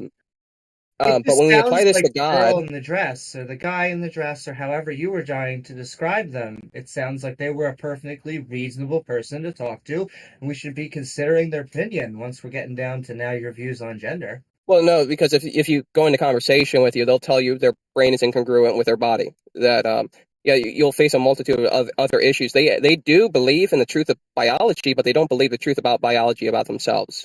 Sure, So as they, in, like, yeah, God is not a father. We're using that linguistically. no, As in, he's God not is a father. well, not biologically a father. Yeah, not a biological father. No, We mean in the same way that the person in the dress views themselves as a woman, the same way God is a father. the dude in the dress. Why'd you have to say the dude? Because that's the way you explain. I'm sorry, the person with a beard. I'm trying to Yeah, do your version well, of it as best as I yeah, can. yeah, well, it's a biological man sporting a beard, a bra, and a dress, and I think we And all can acknowledge what it means to sport a bra and sport a bra and a dress. You sport a bra because you have, you know, boobs that you're trying to conceal and not have perverts look at, and so it's a yeah, biological males wouldn't be wearing a bra. But this biological male would, because he believes that his body's incongruent with his brain, and he wishes to affirm what's in his head rather than what's biologically there. sure, gender dysphoria, and the way to Yeah. help that is generally you transition. They generally don't have beards. That's really a straw man. They generally look like their secondary characteristics, either feminine or masculine, and we should respect those people and treat them how Yeah. they like Did to you be go on treated. Dr. Phil? You remember the famous scene in Dr. Phil with Matt Walsh and that one transgender individual who was sporting a beard, like, and I identifying mean, as the opposite sex? I guess there are those individuals. I think they're a very small Yeah, I'm minority not within saying. the minority, but I will continue to say that's why I defended them. I don't understand it. You're a postmodern Christian. You understand that gender doesn't have to be tied to sex. So, God identifies as a father, and No, that's I do fine. believe it. No, I mean, until 15 seconds ago, gender always ascribed to sex. I mean, Sure. well, Which hold means on, really quick. God's not a He, she, father. they, he, and she. These terms did identify with sex, except when we anthropomorphize it to God. Which means So, we're applying human concepts to understand God and His role over us, and His divine order shows that men are above women. So he wouldn't be defined as a she at any point or a motherly figure. Granted, he does say that he has attributes that align with that stronger in a mother, such as a mother who cares for her child. I But feel God That's how doesn't like like there's a science. God doesn't like the idea of women being on top. It sounds like. Well, yeah. Well, I was gonna say that sounds well, more like small. God made a natural order to things. It's not to Well, say that women are slaves and subservient, but it is to say that women, and specifically when it comes to within a marriage, I mean, like, it's not just like every man's above you because you're a woman. It's your husband's above you. He's your protector, and what does he do? He goes and dies for you. okay. And you're supposed to be protected by him, not in like some kind of like itemization, but it's literally your life. I mean, how self-absorbed does it sound to say, I don't feel heard in this conversation when your husband can be drafted and you can't. Okay. Well, maybe it should be fair, and we should have equality in drafting. But once again, No, I think that's corrupt. No, before I we, don't think women should fight like I that. know, but you're, To me, that's disgusting to make women I defend me. know, but you're in a cult. But let's get to the real point. That sounds like small PP syndrome. Think, No offense, so you but trying think to women? say that Well, men are above women, at least let me finish the point. Trying to say that okay. men above women is just superficial, arbitrary, subjective. It's your opinion. If you look at the Bible, women beat men from day one. Lilith wouldn't obey Adam, had to be taken out of the Bible. Eve, well, Adam was basically her simp. Did what she wanted. Got kicked out of it for it. Really, the Bible consistently has to go and find ways to wrangle up women. Because generally speaking, it I'm sorry, isn't what? always natural. Yeah, they have to like kill the men and try to just take the wives, and they're like, "Hey, So you now we think have it's slaves." so you'd rather the women die as well? I would rather no one die, but an egalitarian system, yeah, I'd rather women be in the military. I think it's stupid. No, I'm saying like when they go to siege a town, you'd rather both men and women be killed along with the children. So like everybody, Yes, I'd rather rather than all women the and children. adults defend the town. That's how you protect a town. Do you just think, Yeah. like, oh my God, guns are coming at us, but we have breasts. Maybe we shouldn't pick up guns and fire back? Is that we can discuss? Well, we can discuss how you can justify these ethical claims that women should defend men. It's humans should defend humans. War is an ugly truth of reality. That doesn't Human mean beings that we should defend human beings. Yeah. Yeah. Well, like I said, he's not going to. I agree with Are you you. trying to separate fetus from? Well, he is, and I think I'm not abortion trying. should They are be separate. legal. But the thing Yeah, is that you're not consistent. You're not. It's why there's no pro-life, pro-choice. That shit. You're not pro-life because you're just pro. You're anti-abortion. Just say you're anti-abortion. I am anti-abortion. Yeah. There we go. But that doesn't matter. I'm not ashamed to say that. You're pro-abortion. You're pro. I am pro-abortion. That's true. Killing babies in the womb based on size, dependency. No, and level of development. I reject your false accusation of infanticide because I am not against killing babies, and I also reject your sick fantasy of putting babies. But you're not. Sorry, I think you've said your sick fantasy of putting babies back into wombs. Nobody's doing that. It's untenable. The Bible has a potion on how. I think you misspoke. I think you said you support killing babies. So you missed it. No, you said you support killing babies, like you support executing babies. You said that. I did not say that. That's why I was saying you misspoke. That's why. Okay, I said I'm opposed to infanticide. I am against the killing of babies and infants and children. Does that include ones in the womb? That's a sick fantasy that anti-abortion forced birthers put forward of putting babies back into wombs. I'm opposed to that too. Wait, what? Because let me finish. Because it's fatal. Potentially fatal, highly good chance of a very high chance of putting babies back into wombs is going to kill the womb owner, and kill the baby. They're too big. I don't even. Sorry, I don't know what you're talking about. You just mentioned putting babies back into wombs, and I rejected that because it's a ridiculous, sick fantasy. No, I never even said anything about putting babies back in the wombs. Well, why are you talking about babies in wombs? How are they getting there? Yeah, I was asking. You're against infanticide, and I'm asking what about the infant in the womb? There's no infants in wombs. There's no babies in wombs. There's fetuses, zygotes, and embryos, but they're not babies.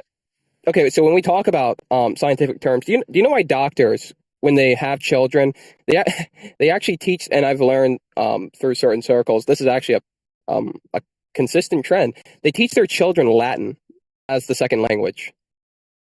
Like, do you know why that is? I did not know that was happening. Of all the doctors I know, I don't know any of them who are doing Latin, and certainly not teaching their kids. Well, no, all doctors are doing Latin for a reason. All medical sciences are based on the Latin. Like all the terminology that's in medical sciences. A lot of etymology. Yeah. So when we talk about what a fetus is, if we referred back to the Latin etymology and the meaning that the word actually holds, it means child, infant, baby. Once again, this is a pointless exercise. I'm using English. I'm not using Latin. So doctors are using Latin though. All medical terminology is based on the Latin. Are you a doctor? No, I'm not a doctor, but I'm using their terminology. Why are you using that term then? You're trying to derail the conversation? You can't defend your position. That's why you're doing this. No, we're both using the terminology. When we say fetus, we're using doctor terminology, and it's based on the original Latin. All medical terminology is based on the Latin etymology. So is the entire English language. Okay, like I said. Yeah, but I'm just saying when it comes to when the baby dies, doesn't matter. I don't care. You can say I don't care if you're saying in the womb, outside the womb. It doesn't matter. Does it go right to heaven? Yeah, that's what I was saying. You're against infanticide, but I'm talking about the infants in the womb. No, I'm saying the position is still that they are, according to the Latin, they are. Babies. I don't understand why you don't like killing babies. That's what I'm trying to figure out. Your God loves it, so I'm trying to figure out why you don't love it. Wait, what do you mean? Killing? Okay, so I'm against humans unjustly. I'm against humans unjustly taking the life of other humans in general. it's deemed vigilantism when not vindicated by the law, such as in cases of self-defense. You want them going But when it straight comes to heaven? well, sure, yeah, I believe wholeheartedly infants go to straight to heaven because they've not reached the age of accountability as displayed in the Bible. So it's actually, from your logic, the best idea that we kill baby. If we sit here all day, every day, No, I have not said that at all. I've actually been opposed to that. Let's run the experiment. Hold on. If we just sit here opposed to it. all day, every day, kill babies, are we just sending them right up to heaven before the age of accountability? Yeah, but I already told you I'm opposed. Problem solved. I'm opposed Exactly. to humans unjustly taking other humans' lives. Why? It seems like we're doing a Because really God said so. That's why. I have a reason as to why I say things, and I've been wondering this whole time, why do you say that humans shouldn't unjustly, in your view, unjustly take the lives of other humans? I could go into a whole spiel. Do you want me to talk about my morality? But then eventually I'm going to come back to why God Yeah, what's the foundation of your morality, though? Is it based on you? Because you said so? My foundation of my morality has 2 objective standards and 3 subjective metrics. Biology and consciousness are universal in all, and I mean all, moral situations they apply. And then we have 3 subjective human standards that seem to apply to situations, and that is fairness, kindness, and empathy. I'm open to tweaking, modifying, but within these 2 standards and 3 metrics, that is morality. Okay, so who says that I have to respect your biology and be fair with you?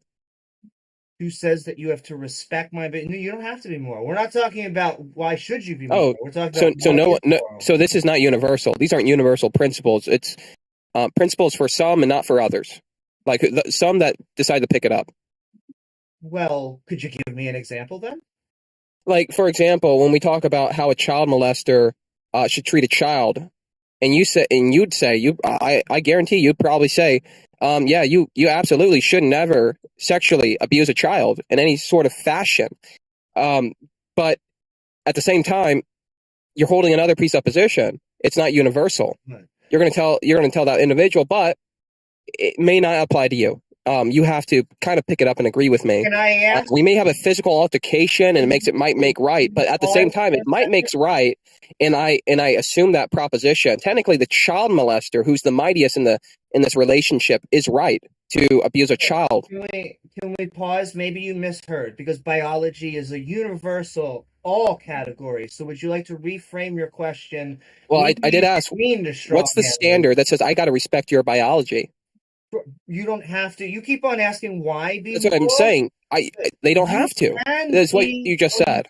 You can be immoral. Yes, that I don't understand why you're asking that, though. I mean, so it's not an absolute position that this doesn't apply to everyone.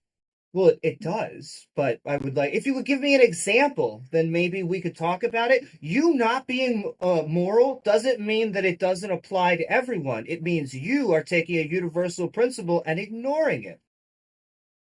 Okay, what's this universal principle, and how do you know of it? Because in looking at moral situations, these are the ones that we have discovered. If you could give me an example, maybe a counter in which biology. So I'll give you for an example. Okay. Do you think that abortion? Hold on, just give me a second. Do you think that abortion has nothing to do with biology? We can talk about abortion. Oh, it definitely does. Yeah. Okay. Yeah, I mean, that's what ethics. That's what ethics. On board right away with my morality. See how easy that is. No, ethics have all to do with how bioorganisms treat one another. That's all ethics. It has everything to do with how we as stardust bump into other stardust. I'm asking you, what's wrong with stardust bumping into other stardust in a certain fashion? Can you explain how this? I assume you're saying stardust as in carbon life form. So what is the carbon life form doing? When they bump well, yeah. So in one case, the carbon life form could be feeding the homeless man, or in another case, he could be eating the homeless man. Okay, which do you think is more biologically fair, empathetic, and kind? Do you think if we give him food, or do you think if we eat him? We skip something, though. Where do you get this idea that we have to be fair? Because it's one of my 3 moral metrics.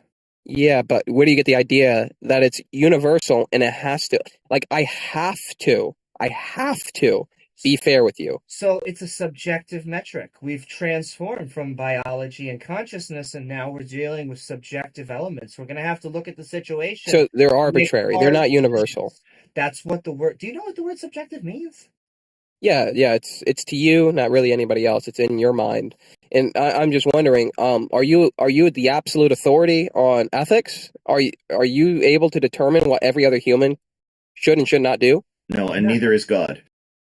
But once again, Well, categorically, God is in the position to do it because he created humans with a purpose, just like a car manufacturer creates a car. No. Okay. Just because you I create mean, you can say no, but just because you've justify that to engineered me. or created something doesn't mean you can decide what it does morally, ethically, etc. We form kids. We can't yeah, beat them it does. just because we can't beat and rape children just because we made them. No, and no. Okay, so the engineers ultimately the engineers the foundation. the engineers who created the residential schools where children got molested en masse, they're responsible for that? No, they would be held responsible according to God's law, because when it comes, while I'm saying this, there's multiple levels of authority. In my epistemology, I can consistently hold this view that there are authorities, but these authorities have another authority. Ultimately, they have to take into account God. When you go into court and you say, "So help me God," you're affirming whatever you say in court. God's going to judge you on the last day for that. I've never said that in court. I've been in court multiple times. I've never said that. Yeah, it's done less, but at the original founding of this country, I'd say about 20 years ago, universally everybody was doing it until people started catching on about its origins. I've never referenced God, but in the court. But nonetheless, your position is ridiculous. That people who built the building that got used for abusive things are responsible for those abusive things. That is one of the most ridiculous positions I've heard so far. Wait, you think it's ridiculous to hold people who built a building responsible? Oh, are you saying engineers? I'm sorry. Are you saying the engineers? I said the people who engineered. Okay, I'm thinking like Nazis and Auschwitz type of deal. I said the people who engineered and built the buildings, like the residential schools where children were molested en masse, would they be responsible for those child molestations that other people did? And you said yes, so you're actually clarifying, no, they're not responsible. And then therefore, they don't have authority because they created it to decide the moral stuff that goes on in it, right? Yeah, that's why I said we're thinking in categories here. When it applies to God and he prescribes, when he prescribes something to humans, he has the absolute authority to prescribe what's done to humans. Now, when somebody sells a building, they can make house rules.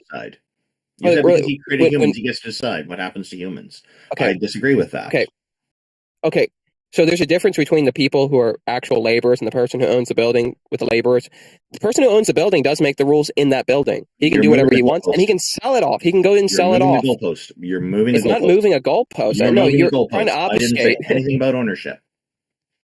Okay, well, I'm saying, look, you have to realize when we're talking about the person who builds the building, I'm not going to hold the people who physically built the building responsible for what goes on in that building. And they don't but get to say I will hold responsible for either. Wait, what? They don't necessarily get to say what the building was used for is going to be used for. No, because their only job categorically, their position, their authority in this is just you have the authority to build the building. So do you now, see the person who has the authority, the person who has the authority to determine what happens in that building is the owner of the building, not the builder, the owner of the building. So you see the problem with your argument. You're saying God created people, so therefore he can decide what people can do with their lives. Because he's the owner. He's the owner, dude. Well, then why are That's you what I'm saying. Okay. Then why are you bothering to bring up creation at all? That's a diversion tactic. Just say he's the owner. No, not only is it a diversion tactic, I said I was going to bring it back. So who's the creator of the fetus, the baby, whatever you want to call it? Yeah, ultimately, all these things work by the power of Jesus sustaining it consistently. So, Jesus ultimately Jesus is still the origin, the creator. Nothing can go on without Jesus. Jesus establishes this. No longer the mother. It's now Jesus delivering the baby. So Jesus is still God. I'm just saying he's a person of the Trinity, but he's still God. I am a father, and I can assure you, nobody named Jesus had anything to do with the creation of my kids. Are you sure? Yes, I'm sure. I was there. How do you know? I just told you I was there. Well, sure, I could tell you I was there to any situation and say somebody else was not involved with this act. Like I can literally say exactly the guy I saw kill somebody. I can say I was there. That guy didn't kill that person. Anybody can say anything they want. I'm asking, how do you know? How do you have certainty? Okay, so there is no God. There's more than sky above you. I'm gonna refer you to the sex education classes in elementary schools where they teach about conception for human beings, because I think that will explain everything. I don't need to go into all that. Yeah, and there's a ton of presuppositions that the sex class is going to hold. And one of the things that they're going to omit from their epistemology is that Jesus is the necessary being to sustain all these systems.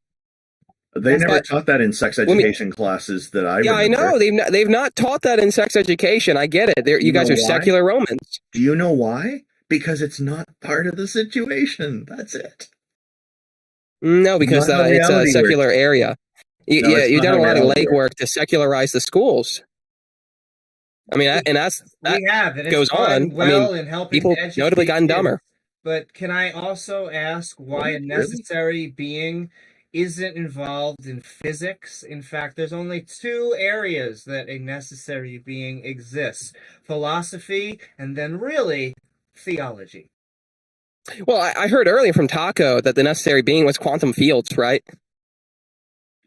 That is, I'm not sure if he's back, but I will say that... Would you affirm that? No, I do not believe that there is a necessary being, and I will... there's a difference in... Well, I'm surprised you let him run that argument, because quantum fields are it's an observational field from the current system that we're in. So this is just a serious abuse of science. And I think he's trying to run on people's ignorance. No. Like, it's silly. And you guys should call him out for it. You probably should tell him, hey, this argument's inconsistent, and somebody who's intelligent... I was dealing with what's on the back end. Sorry about that. So, the universal quantum field is simply a metaphysical extension of quantum field theory. Okay, really quick, can you identify what a quantum field is? It's just a field of energy, right? Matter is going to be perturbations of the quantum field, right? Okay, what does it mean to be a field of energy, though? It's just the most fundamental form of it, right? Waves of energy, basically.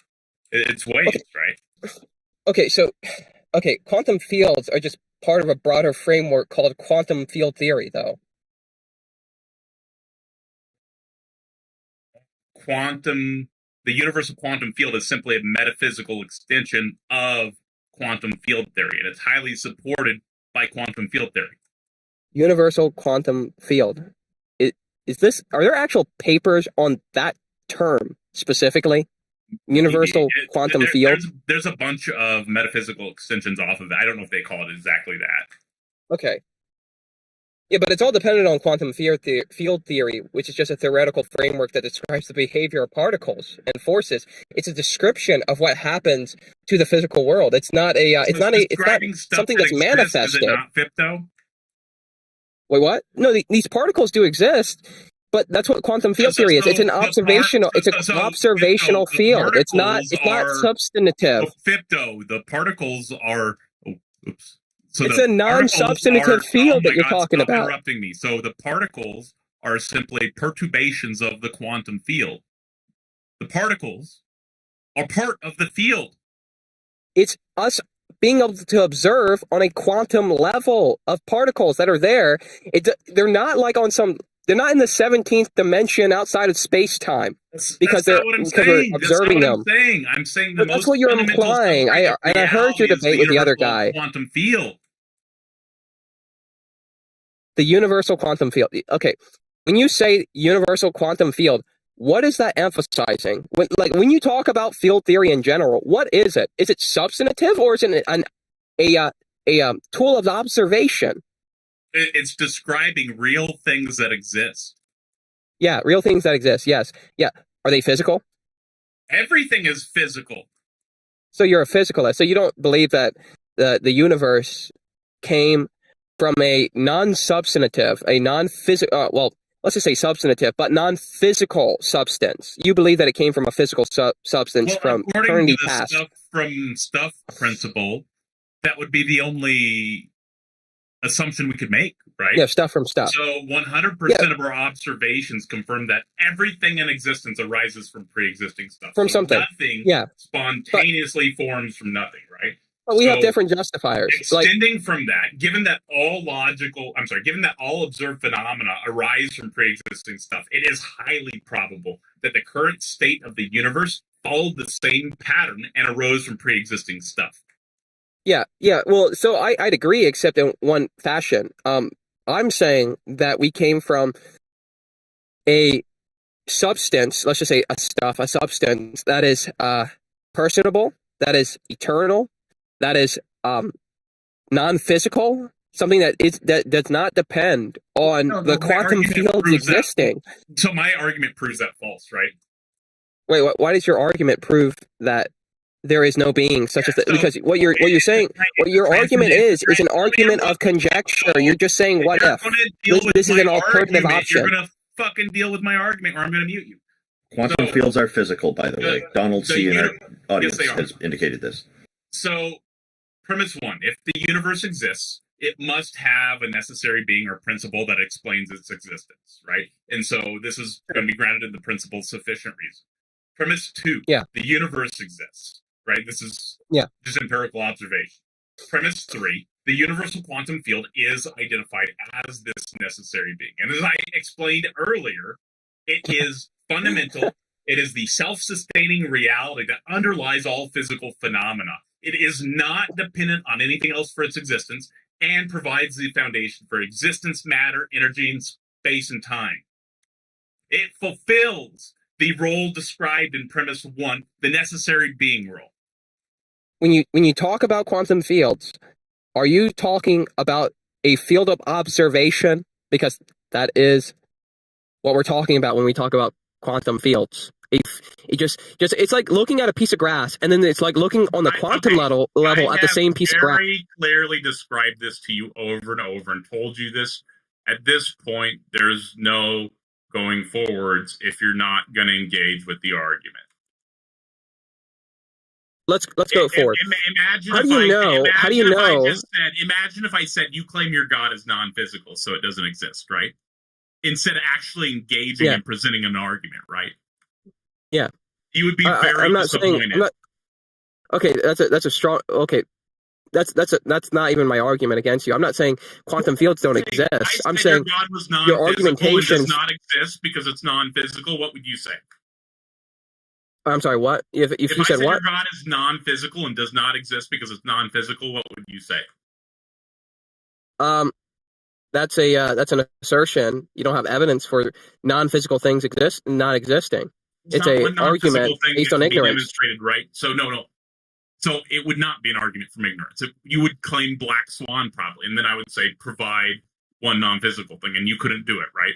And so that's the point I'm making, right? So you're just I can provide one non-physical thing. To the side and saying something really indecisive. Except my position is actually true. Like the quantum fields are physical things that exist, and you're saying I can provide something non-physical. Mathematical constructs. What I'm saying is they're physical things that exist. They're the underlying a mathematical construct, reality. And then the metaphysical extension from that is the universal quantum field, which is also backed by quantum field theory. You're just saying nonsense trying to obfuscate because you can't actually deal with the argument.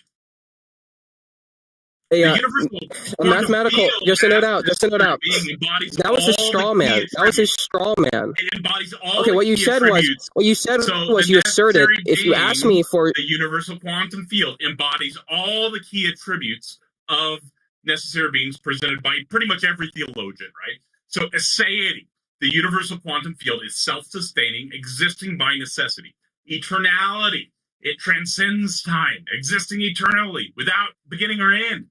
Immutability, the universal quantum field is changeless in its fundamental nature. Simplicity, it is a unified, indivisible reality, not composed of parts. Omnipotence, the universal quantum field is the source of all power and potential within the universe.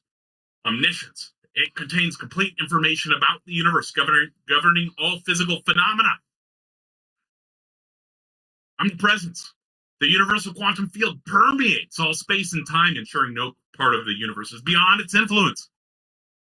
Perfect goodness. Reflected in the universal quantum field's role in the emergence of life and the harmony of nature. Independence. The universal quantum field is independent, existing without reliance on anything else. Perfection. The universal quantum field is a complete and sufficient explanation that fully explains and sustains the universe. Sorry, that's the explanation. Wow, man, brother. Taco, the minute you mute me, the conversation ends. If you do that again.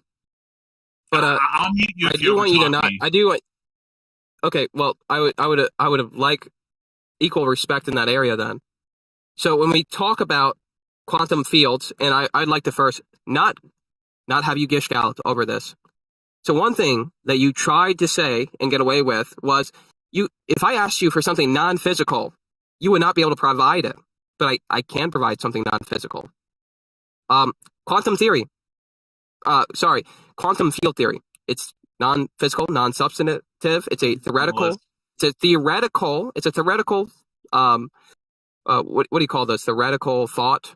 Essentially, it's a. How should I put it? Looking for the word abstraction? I'm sorry, what? Are you looking for the word abstraction? No, I'm thinking of framework. It's a theoretical framework. That's what quantum field theory is. It's a theoretical framework, meaning it's non-physical. It's completely abstract. And so for you to say that I cannot provide something non-physical is a lie. You just try to say it and get away with it. So would you still stand by that? So I'm an anomalist. I totally disagree with what you're saying there. Anomalous, meaning... Stuff doesn't exist like you're saying it exists. There's no... Nothing exists? There's no concreteness to it. So quantum field theory doesn't exist. They don't actually exist. Well, so quantum field theory, the thing that you're trying to justify your whole worldview by, doesn't exist? Position anymore, I'm going to kick you. You're going to fucking listen. Holy shit, that is so frustrating. How dare you do that? You've strawman my position like 15 times here. That is not okay. If it happens again, you're off the stage. Do you understand me? No, I understand you, and I agree. We shouldn't strawman each other. We should give equal respect in representing our opponents. Shut up for a moment. So, anomalous, saying abstract concepts do not exist, does not mean mathematics is not a tool that we can use. Do not strawman the position. Again, I was very clear about that, and you strawman my position. How dare you? So you've been doing that. Do the laws of arithmetic exist? Frustrating. Have a real conversation and stop this deceitful bullshit. It's not deceitful. I'm saying there are abstract things that are non-physical that do exist, like the laws of arithmetic, which mathematics depends on. Address that with nominalism. Okay, so isn't nominalism, isn't that a framework as well? That's an abstract framework. I'm not doing all this nonsense. I'm presenting an argument. If you disagree with me, I don't give a fuck at this point. You've been strawmanning me over and over. I'm presenting an argument. Nominalism probably is the case, and that's the position that I hold. And you're just making claims about nonsense. I asked you to demonstrate a non-physical thing that exists. You present fucking concepts, which as anomalists you provided a self-refuting exist. You're just doing like some external nonsense that's unprovable. Everything you're saying is totally unfalsifiable and nonsensical. Well, talk that is the Platonist position for concepts. It's totally nonsense and unfalsifiable, made up horseshit, right? And that's what I'm saying about your position. And so rather than saying abstract concepts, which we have a way of explaining much more coherently with nominalism, exist as a non-physical thing, why don't you actually provide like a non-physical thing? Okay, that we can agree on. Yeah, I mean, I did provide non-physical things. Even your abstract theoretical thought, nominalism, It's a theoretical framework. It's not physical. It's non-physical. Your position, your philosophical position on non-physical things not existing. So I already addressed all of this. You're just repeating yourself, so I have to address it again. I'm not addressing the same thing over and over. Are we going to engage with the argument, or are you going to keep talking about stuff that I've already addressed and make me do a loop-de-loop for you? I'm not doing loop-de-loops for you. We got other people that want to come up. Okay, do you admit your abstract position on nominalism is something that exists? Concepts do not exist in the way that you're saying exist.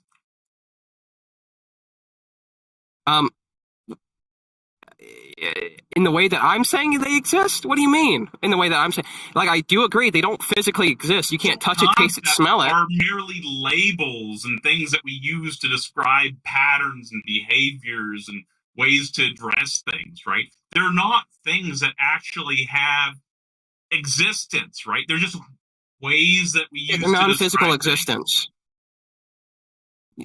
Yeah, I think we're just at an impasse because I would say laws of logic, laws of arithmetic, even your position on nominalism exists.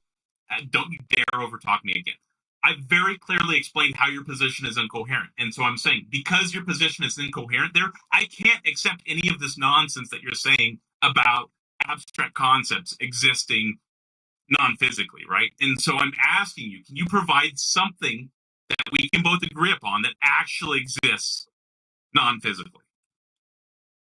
Yeah, well, I could say God, but I'll include your position on nominalism. Dude, you can't just dismiss it. And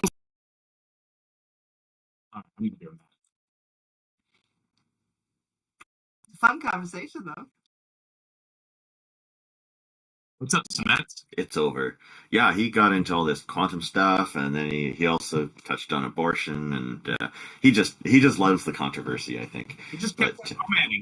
I'm just not doing it. Yeah. Well, I will say, welcome, Sesmets. Thank you for joining us. How are you today? I think you're probably going to be our last guest because we're running close to the end of time here. We got another 10 minutes or 15 minutes we can go on for. What's on your mind today? I'm thinking about anti-natalism. Anti what? I assume he's going to say anti-natalism, which would be he's against. Oh, I was hearing antimatter, so I'm hearing differently than you guys. You're probably correct. I have dyslexic hearing. Literally. So like if a person grows up to be an old person and they die of agonizing cancer, maybe it would be better if they'd been aborted, right?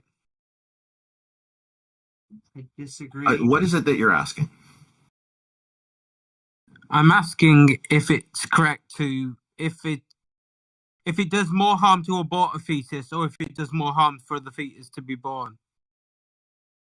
That's actually the decision of the pregnant person at the time, because it's their body that is at risk of serious damage or possibly a fatal outcome of dying from pregnancy. It is not uncommon for people to die as a result of being pregnant. It is not uncommon for them to have lifelong health problems. He's asking the opposite. He's saying, if people are going to end up dying, why shouldn't we just kill everyone or abort them to begin with? Well, that's one interpretation of what I said, yeah. Okay, what would be the correct interpretation? Like make it simple for us. Well, I'm not quite clear on what you're asking. If the person being born, it results in them dying a very painful death, right? Then it'd be better if they weren't born. Yeah, I guess you could make that judgment after the fact, but that's why are you bringing up this topic?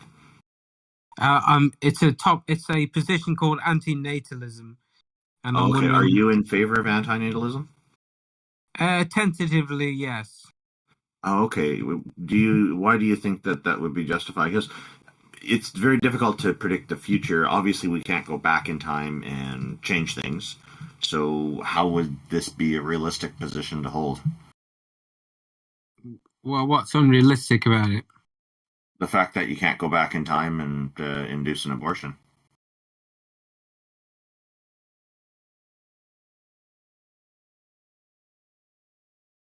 Results in extreme pain, right? Sure, but you can't go back in time and induce an abortion. So you can only judge this somebody died painfully after they've died or while they're dying. And I could. They obviously have to be born first before any of that would be possible. So the only way you could prevent and correct that would be to go back in time and induce an abortion before they're born. Time travel, as far as I know, is not a realistic possibility. Sorry if it seems I'm not listening. You keep cutting out for me. I don't know what it is. I think it's on my end. Probably, I'll repeat it again. Like, in order for somebody to suffer a painful death, they must be alive. And in order for them to be alive as an individual person who can suffer that, they must be born first. So the only way you could remedy that problem in an anti-natalist paradigm would be to go back in time and induce an abortion before they're born. How is that realistic? Like, that's why I think anti-natalism is an unrealistic idea. Why would it require time travel? Wouldn't it just require it be better to not give birth to people? That would be a preventive move for that, I guess. Are you promoting that idea? Yes. Okay. And is it only because somebody might suffer? That's why you're promoting that? Yes. Well, they might suffer so much that it makes it not worth for them to be born. Oh, okay. So, throughout our lives, we have a whole array of experiences, going from wonderful experiences to terrible experiences, horrific experiences. And some people have reached more extreme ends of that spectrum than others. Since you're just kind of, it sounds like you're gambling. It's like these people who favor Pascal's wager to say, if you're familiar with Pascal's wager, Pascal's gambit, where they say if you don't believe in God, you could end up in hell. If you do believe in God, and then there's actually 4 different positions they go over. I'm not being clear on that because it's a bit of a deviation, but it is a form of gambling, and it sounds like you're trying to play the odds or something. And how do you calculate the probability of somebody having extreme suffering at death before they're born? Well, it seems that even if the chance is really low for someone to suffer an extreme amount, it still seems right to not give birth to them, right? Are you thinking that this should be something that all of society adopts, or do you think it just be an individual choice? Because I'm okay with that being an individual choice. I think it would be a good thing if all of society adopts it. Okay. But that's my current position. All right. And if people don't follow anti-natalism in such a society, would that be okay, or would there be some sort of punishment? Definitely not a punishment. I think that would be another kind of suffering that I wouldn't want to impinge. Good. Okay, so how could a society adopt this as a standard practice then? They'd have to become convinced of the truth of it. Yeah, and it's a gambling proposition by the sounds to me. So I'm wondering, how can somebody determine prior to birth that their offspring is going to suffer an extremely horrific or painful death? How do you calculate that? Well, I think you go by statistics, and if by statistics it seems that people are dying extremely painful deaths quite often, then it would mean that it was wrong to give birth to the person. But do you think that the prenatal solution is kind of blunt, as opposed to perhaps figuring out why it is people are suffering that way, and then trying to come up with a solution to alleviate that and prevent that? Well, that would be even better. Oh, okay. Also, actually, we can do that. We can do that. If we notice somebody's on their deathbed and they're suffering, we can anesthetize them, and then they won't suffer. So we actually do have a viable solution for that. Yes, that would be even better if we could just... Well, and that is what I just want to say. It also be painful experiences throughout life that hopefully we would be able to prevent. So I have some painful experiences throughout my life. I'll give a simple one that probably a lot of people could relate to. I've broken an arm, I've broken a toe, people have broken different bones. I've had dental surgery. That's not particularly pleasant either. It includes some pain. Thanks to anesthetic, I had a lot less pain than if I didn't. But modern progress, woo! But seriously, though, this is part of my life experience. I didn't like it at the time, but once I was through it, now I know what it feels like. This helps me when I'm to understand and relate to other people when they have a broken bone, and then I can help them, and I know that they're in pain. I know what it feels like. It's easier for me to have a sense of empathy for what they're going through. I can see advantages and benefits to having painful experiences as well as the happy experiences. I think both of them add value to our lives. And I'm wondering, do you agree with this, or do you think that people should be more like on a hedonistic favor? Pardon? Or I would can't you hear rather you. be on, You disappeared. Could you would try you again? rather be on a hedonistic favor? Are you more towards helping others or going towards pleasure? Is what he's asking.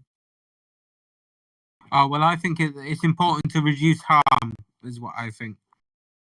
To reduce harm. That's a pretty vague statement. I'm sure there are masochists out there that would disagree with you right off the bat.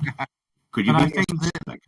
I think that because they gain pleasure from their pain, then they're not really suffering in the same way that someone who doesn't like pain would, right? Then you don't understand what it is that they're interested in. Why is that? Because it's the pain that they want. Well, that's what I'm saying. I'm saying that they're not suffering in the same way as someone who doesn't want pain, right?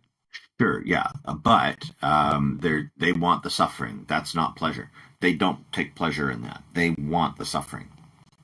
Like that, there's to turn around and say that's pleasure. You're just saying they're not being truthful about what they're asking for. Well, I'd say that they're experiencing pain but not suffering is what I would say. No. The masochist wants that experience of suffering.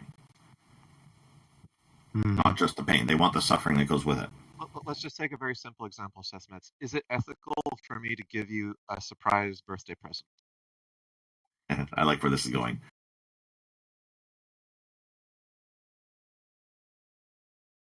Are you still there? I think he's having some connectivity issues. Sesmets, tell us when you're back. It's a shame. Well, we can just do the experiment until he comes back anyway. If it's ethical for me to give you a surprise birthday present, then it seems like you don't have in principle a prohibition against giving people a benefit they don't prior consent to, as long as you believe in a hypothetical consent principle. In other words, and David Benatar writes a lot about this anti-natalism stuff. And even he will affirm the hypothetical consent principle. If you can hypothetically give someone a benefit, and you have every reason to believe that it's more a benefit than a detriment, then you're entitled to try to do that to benefit the other person. Now, if I give you the surprise birthday present, and it turns out that it's not the kind of birthday present that you wanted, I'm not unethical just because I turned out to be wrong, right? Now, even if we were to say that, like, on average, surprise birthday presents are less likely to be appreciated than Amazon wish list gifts, which are predicted and consented to in advance, right? It still would not make me unethical just for giving you a surprise birthday present that you can't Amazon wish list in advance. So there's no, like, in principle, like, logically valid argument for antinatalism, for the same reason that there's no reason you can't give people surprise birthday presents. And in fact, the expected utility of every individual at any given moment is they do not want to die in the next moment. So for the vast majority of an entire person's existence, they don't want to die, right? So the supposed goal of antinatalism, which is to prevent suffering by having people not live, is not a goal that any living person wants. But it's like some hypothetical goal that you're imagining. No one wants to suffer so much that they would be willing to deal with nasty surprises, mixed in with the good parts, in which 100% of the time they want to keep on living, right? So it's like me saying, if I could give you a surprise birthday present every day when you wake up, every day you're like, oh, I'm glad that I'm alive, right? And there's going to be some days where you don't feel like that, where you're like, oh man, another surprise birthday present. Not today. Today is just not a day where I'm in the mood for it. But the vast majority of all people, even people who are suffering, whose lives are going poorly, even people who have nasty lives at the end, are on a hedonic treadmill of hedonic equilibrium where they redefine what is good and bad. People in poorer societies, on average, are often happier than those in richer societies because the richer societies are more neurotic about wanting more expensive things and comparing themselves to each other and so on, supposedly. So it's not the case that people are suffering, even in a very difficult world, to the point where they don't want to get the surprise birthday present of life every single day, or at least the vast majority of all days. Well, I think that it just depends how much how intense the suffering is, right? It could be so intense. People have different tolerances to pain as well and suffering. Sorry, you disappeared again. I'm saying I think I'm having connection issues. Sorry, guys. Yeah, we're thinking the same. We don't disagree that there are people who have very intense suffering. And we already covered the fact that if a person doesn't want to suffer during their death, they're totally entitled to end it without suffering in a medically induced fashion. Many people choose to do that. So all kinds of sufferings are optional, and people have bodily autonomy to decide what kind of suffering that they will consent to. Mm-hmm.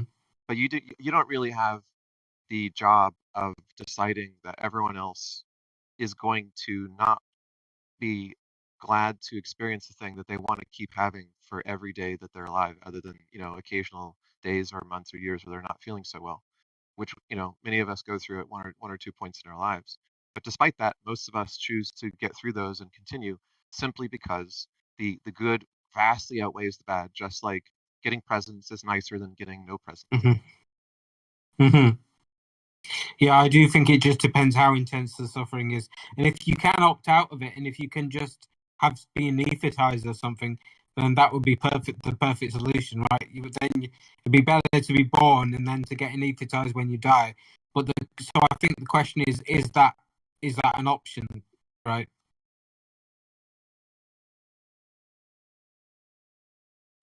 Yeah, in civilized societies, the option of having a blissful death by choice at the time of your choosing is becoming an option. Mm-hmm.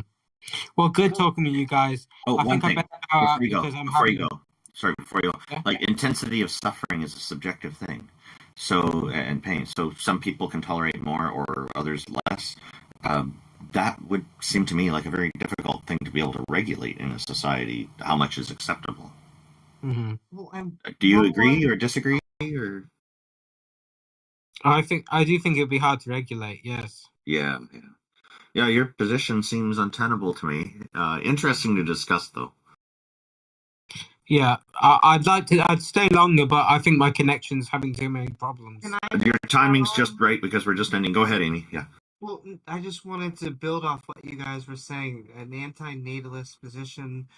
I think that thinking that we can, or that we just get off the ride and focusing on what could be, as Randolph said, only a chance of a very horrible death, I think misses the journey that is life. And that is, for much of life as conscious creatures, we have joyful experiences. We have family, and we have friends, and we have loved ones.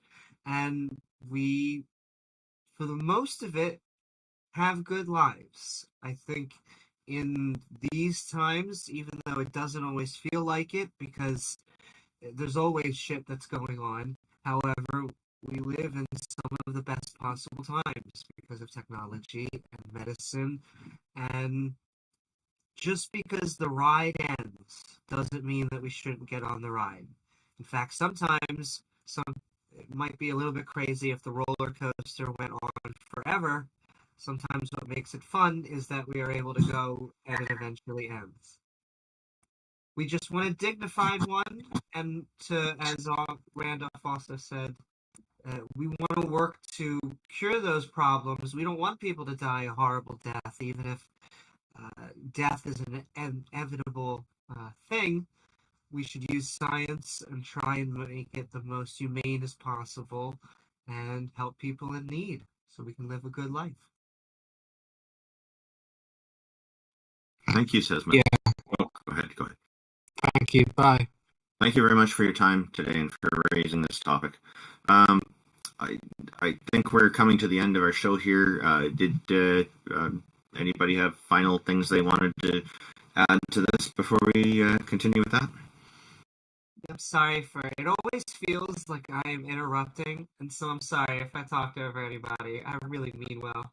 No, it doesn't feel like that at all. So that's just your brain playing tricks on you. Don't worry about it. It's not a fun show. Yeah.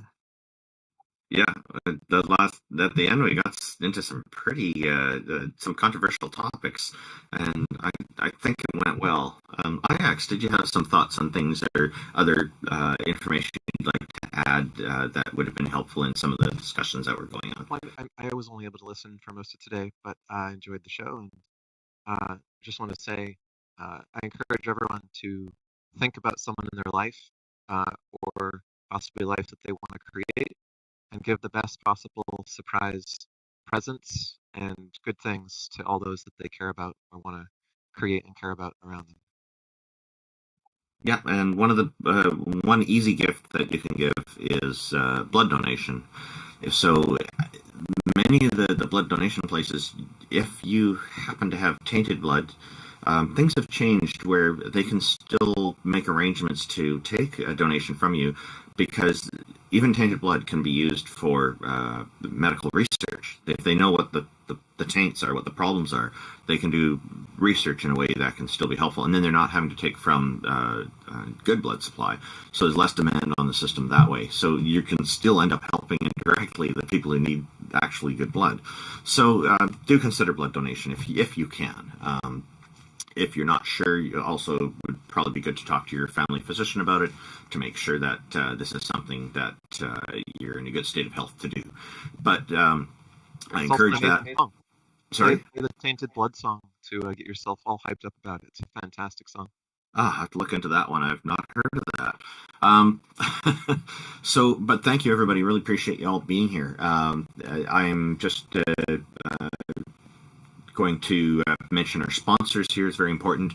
The Politics Discord at I think it's discord.gg/politics is the website address for getting to this Discord guild.